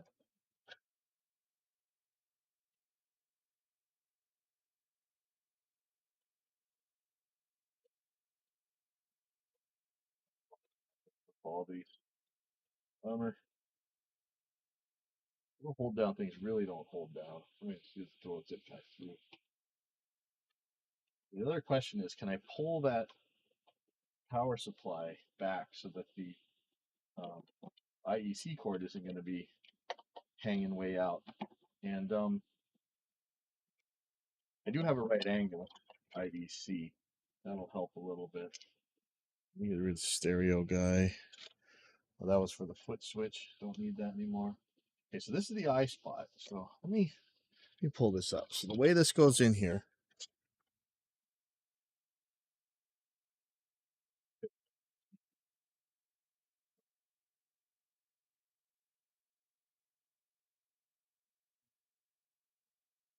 put this way back here on the ground. Where will this hit?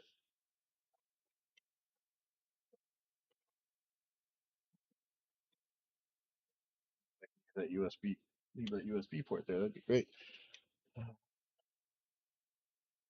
But the one that does stick is one I'm not even using. Great. This screw wouldn't hold on, but I can use these screws over here. But you have a is this going to hit? Another way I can hold this down.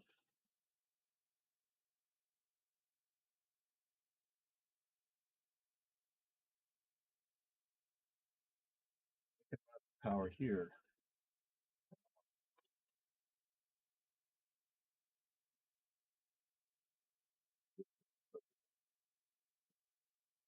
Let me get my straight edge. Not really straight edge, it's a precision leveling beam for fun stuff. Fret leveling, which I probably won't be doing anymore because there is a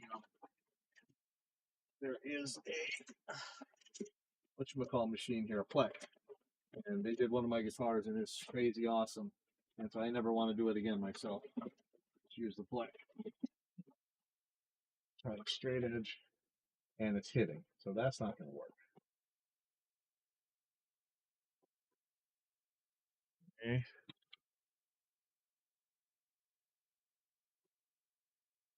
If I do have this backwards, that's going to make the same problem. How far does it have to be up before it's not going to make trouble?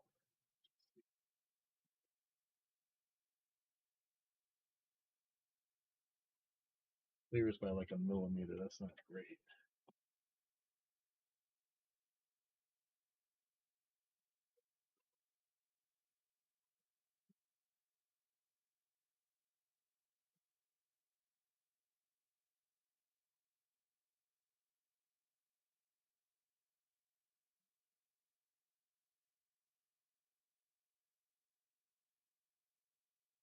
My problem here is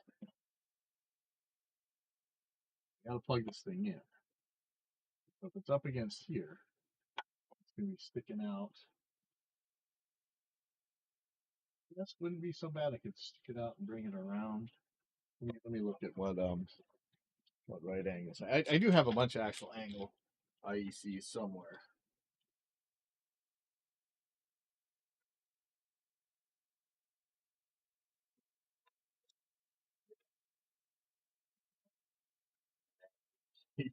It's backwards. If I could bring it around.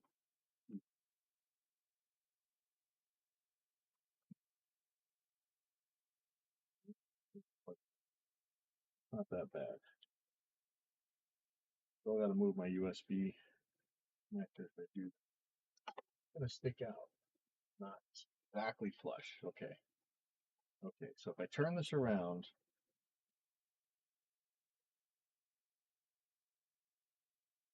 the other side is sports.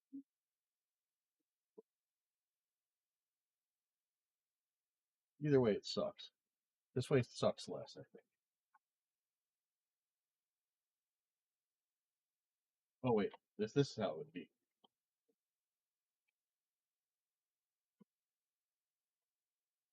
That no matter what. So you gotta get the hot glue out. I could shorten this. I don't think I really need to.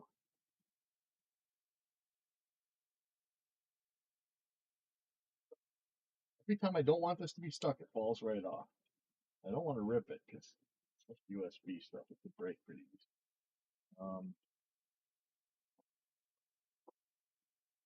This is so glued on there. I'm afraid it's not going to come off nicely.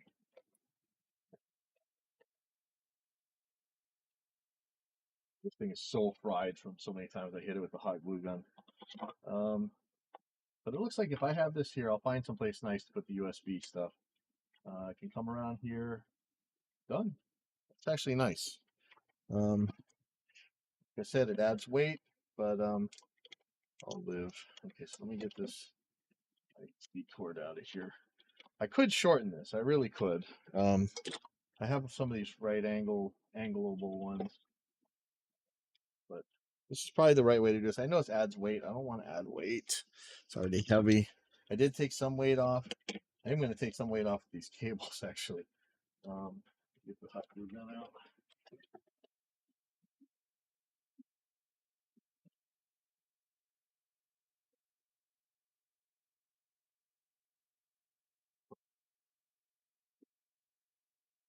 Got it.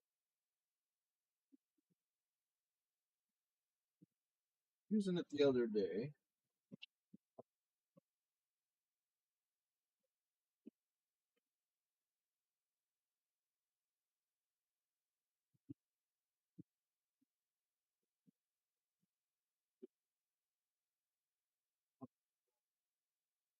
This is the pitfall of the space.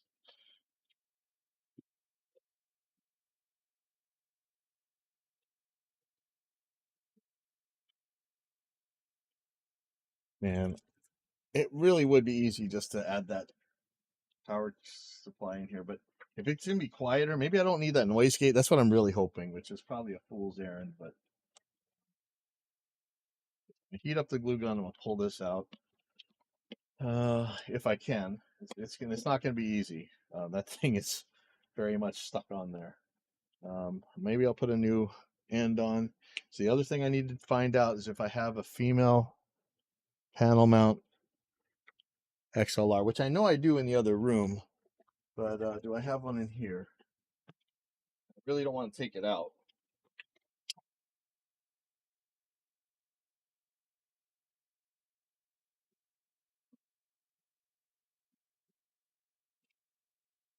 There's all the connectors.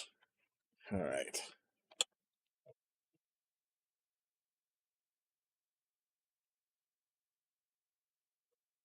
They have like these, you can actually swivel the right angle, the connectors. I could put this on if I really wanted to. Probably be okay, but I have these like angled, these.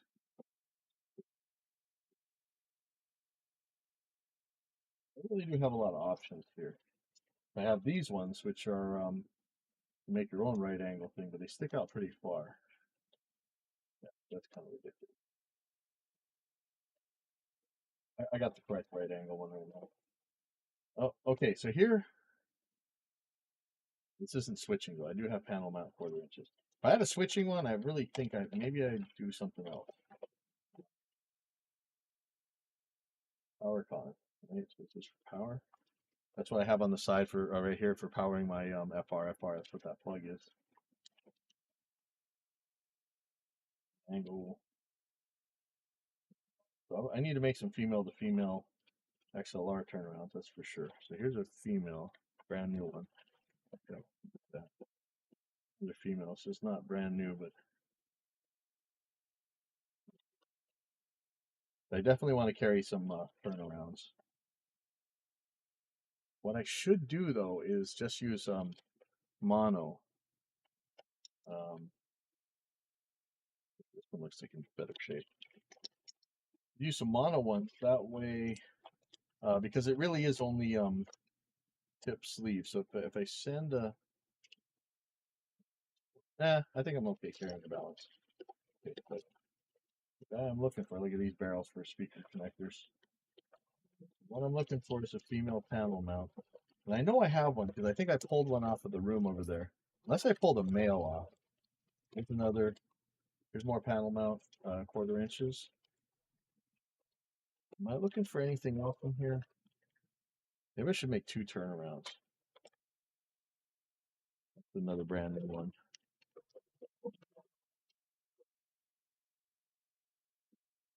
Look in the other room real quick and see if I have, if I took one off. If I took one off, oh, here's a right angle with a shorty on it already. Is that gonna be too short? Is this the right angle? Sort of excited. Right. That's the same right angle. So this would make for a much cleaner. And yeah, see, this is a swivelable one. Yeah, this will make it much cleaner. Okay, so I'm definitely going to be using that. If I can find one more clean female XLR right there. Okay, so I'm gonna make two female to female turnarounds. Wait.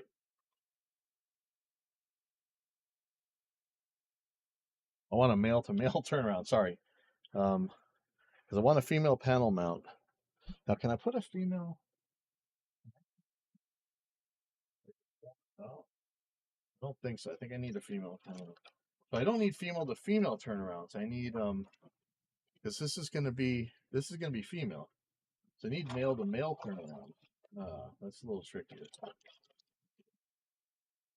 Order some off Amazon.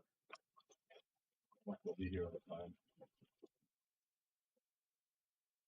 Make some of those Z split cables, you know.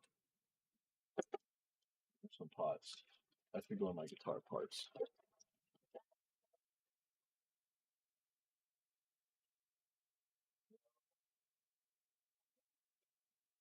So if I did use a male one, if I just left this right there right now, because that would be the easiest one to get from a mic snake. Then if I made female to female turnarounds, I can use it. The scary part is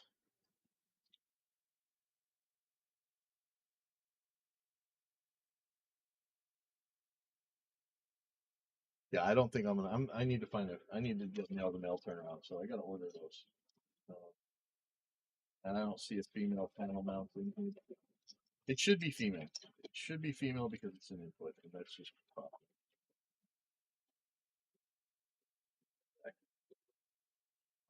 I'll either make or buy some male to male turnaround. Keep one in my bag and one in the headphone back bag case thing. If I carry that case, now I'm thinking I may not carry that case. Okay, I'm gonna go take a screwdriver and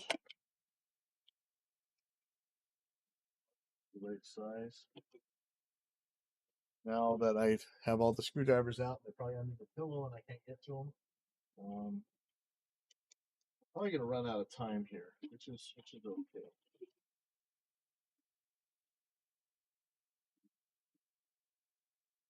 Find a screwdriver. That's a flathead. Um,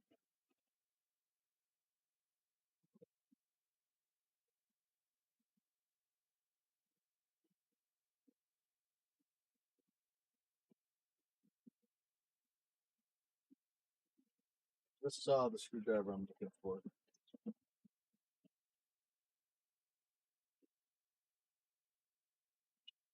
That is one.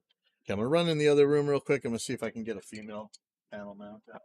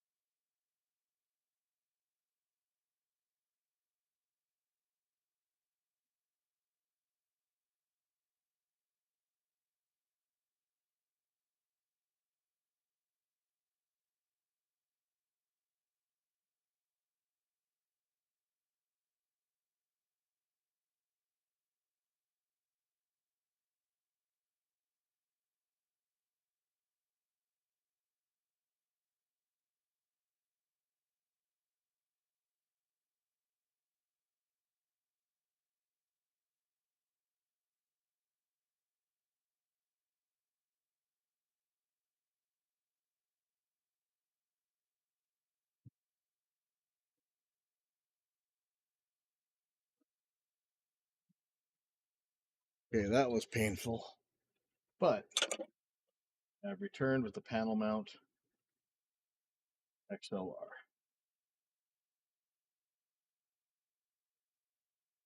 Go on Amazon, order some male to male turnarounds.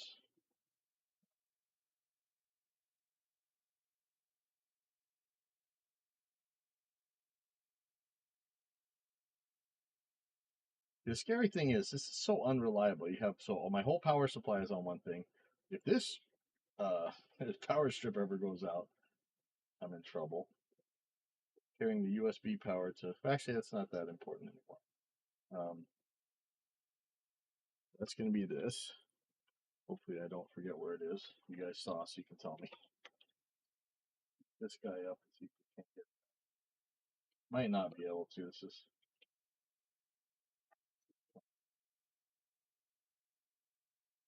trick that I used last time is I put a putty knife on. I do have a heat gun, but it would fry this whole board.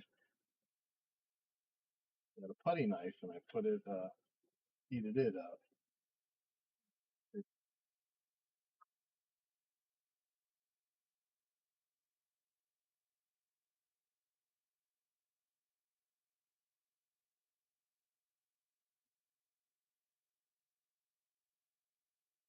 It went out to Cocoa Head today. I haven't been out to jumps in a while. I guess they built a new jump over by the skate park too. So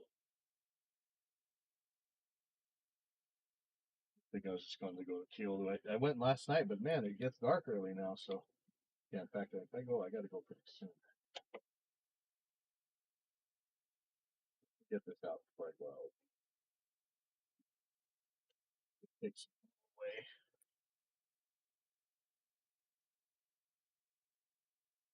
stuff that's on the backside. It's gonna be hard to get. And this thing is really damaged from all this heat, all this.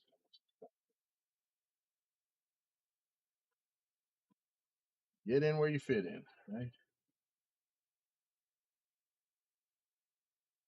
Fortunately, clean the screwdriver back up.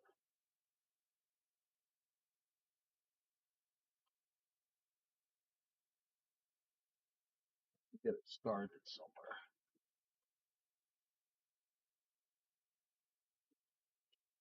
Like put pressure on the top of this board, and I can actually see the power strip flexing. I'm gonna break the power strip.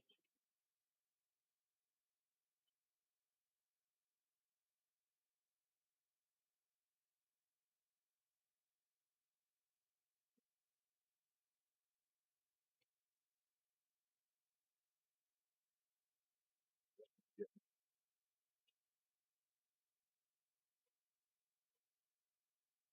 I don't know what's breaking. That's the scary thing when you hear breaking noises. It's not pleasant, right?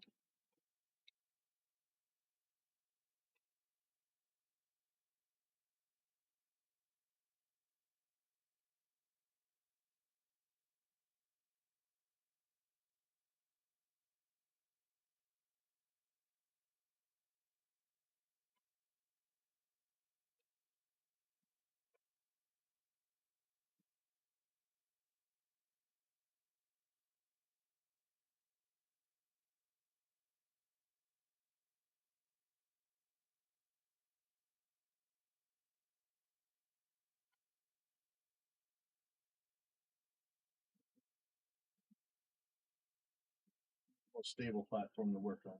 If I had one more hand, this would actually be.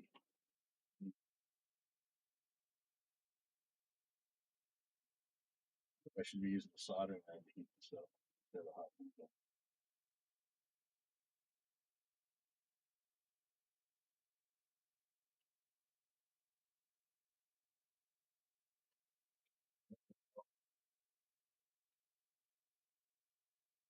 Really thrilled about them cracking noises, but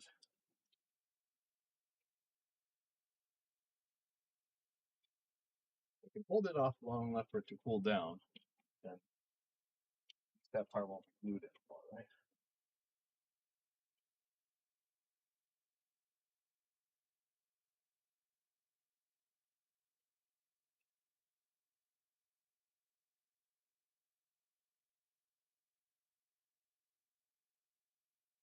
I hot glue a lot of stuff. Really, it's probably not ideal. There we go. Now I got a gooey eye spot. Look at all that mess, man. Woo! I think I'm gonna quit in a little bit and go to the jumps. But you get so much length with these eye spots. It's kind of insane, which is good. Good value. And it definitely had the juice to power all this, that's for sure. I was worried about that. This will be cleaner. Um, I'm a little bit worried about failure points. I'm gonna have to move that. Yes, so let's do that too now. Okay.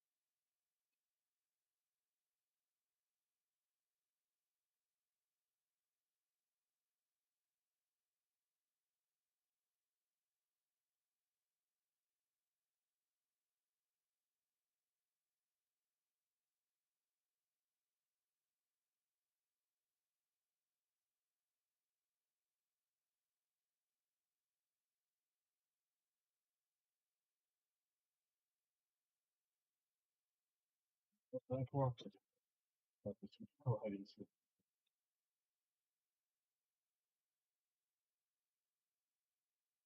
You're a cheap hot. That's a Target. Oh, I just did break it. Wow.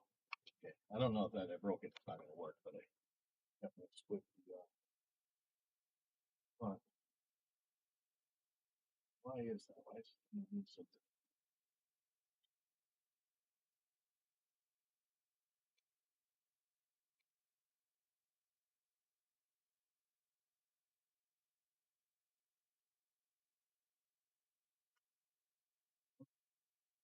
Whew. Man, this thing has fallen off so many times when I want it to stay on, and then when I want it to come off, it's like impossible. These guys, man, they do not hold on for anything when I want them to. Let me see if that you can leave that there. That'd be nice if I could.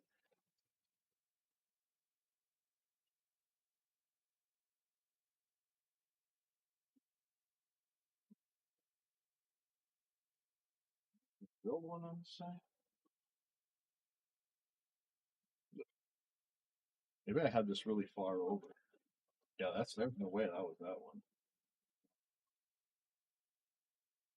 I could put this here. I gotta put this somewhere.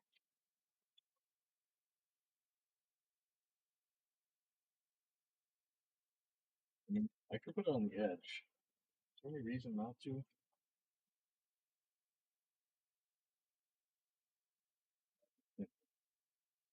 Yeah, I'm gonna put a weld in the way.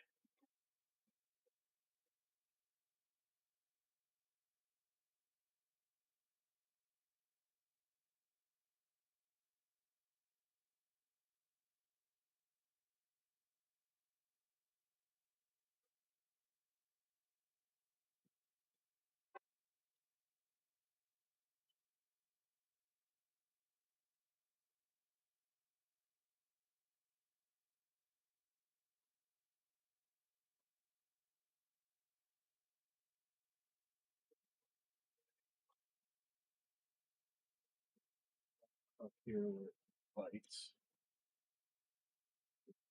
I bought a pretty cool punch though. Big time. That's good. I'm gonna put this away for now. And I'm going to go. Oh, yeah. See you guys later. I'm gonna order. I'm gonna order some mail-to-mail turnarounds. If I put this thing on the floor, I don't know what I should do with this right now.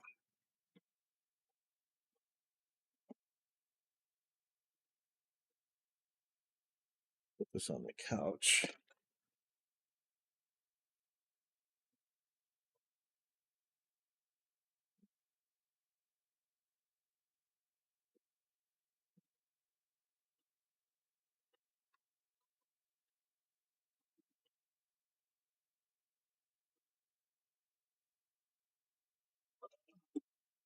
Yeah, I definitely need to go to the jumps. I haven't been there since before the Aloha Jam.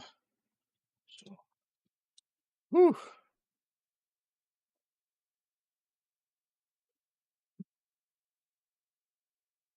Thank you guys for hanging out. I don't know where I put my mouse pad. Oops.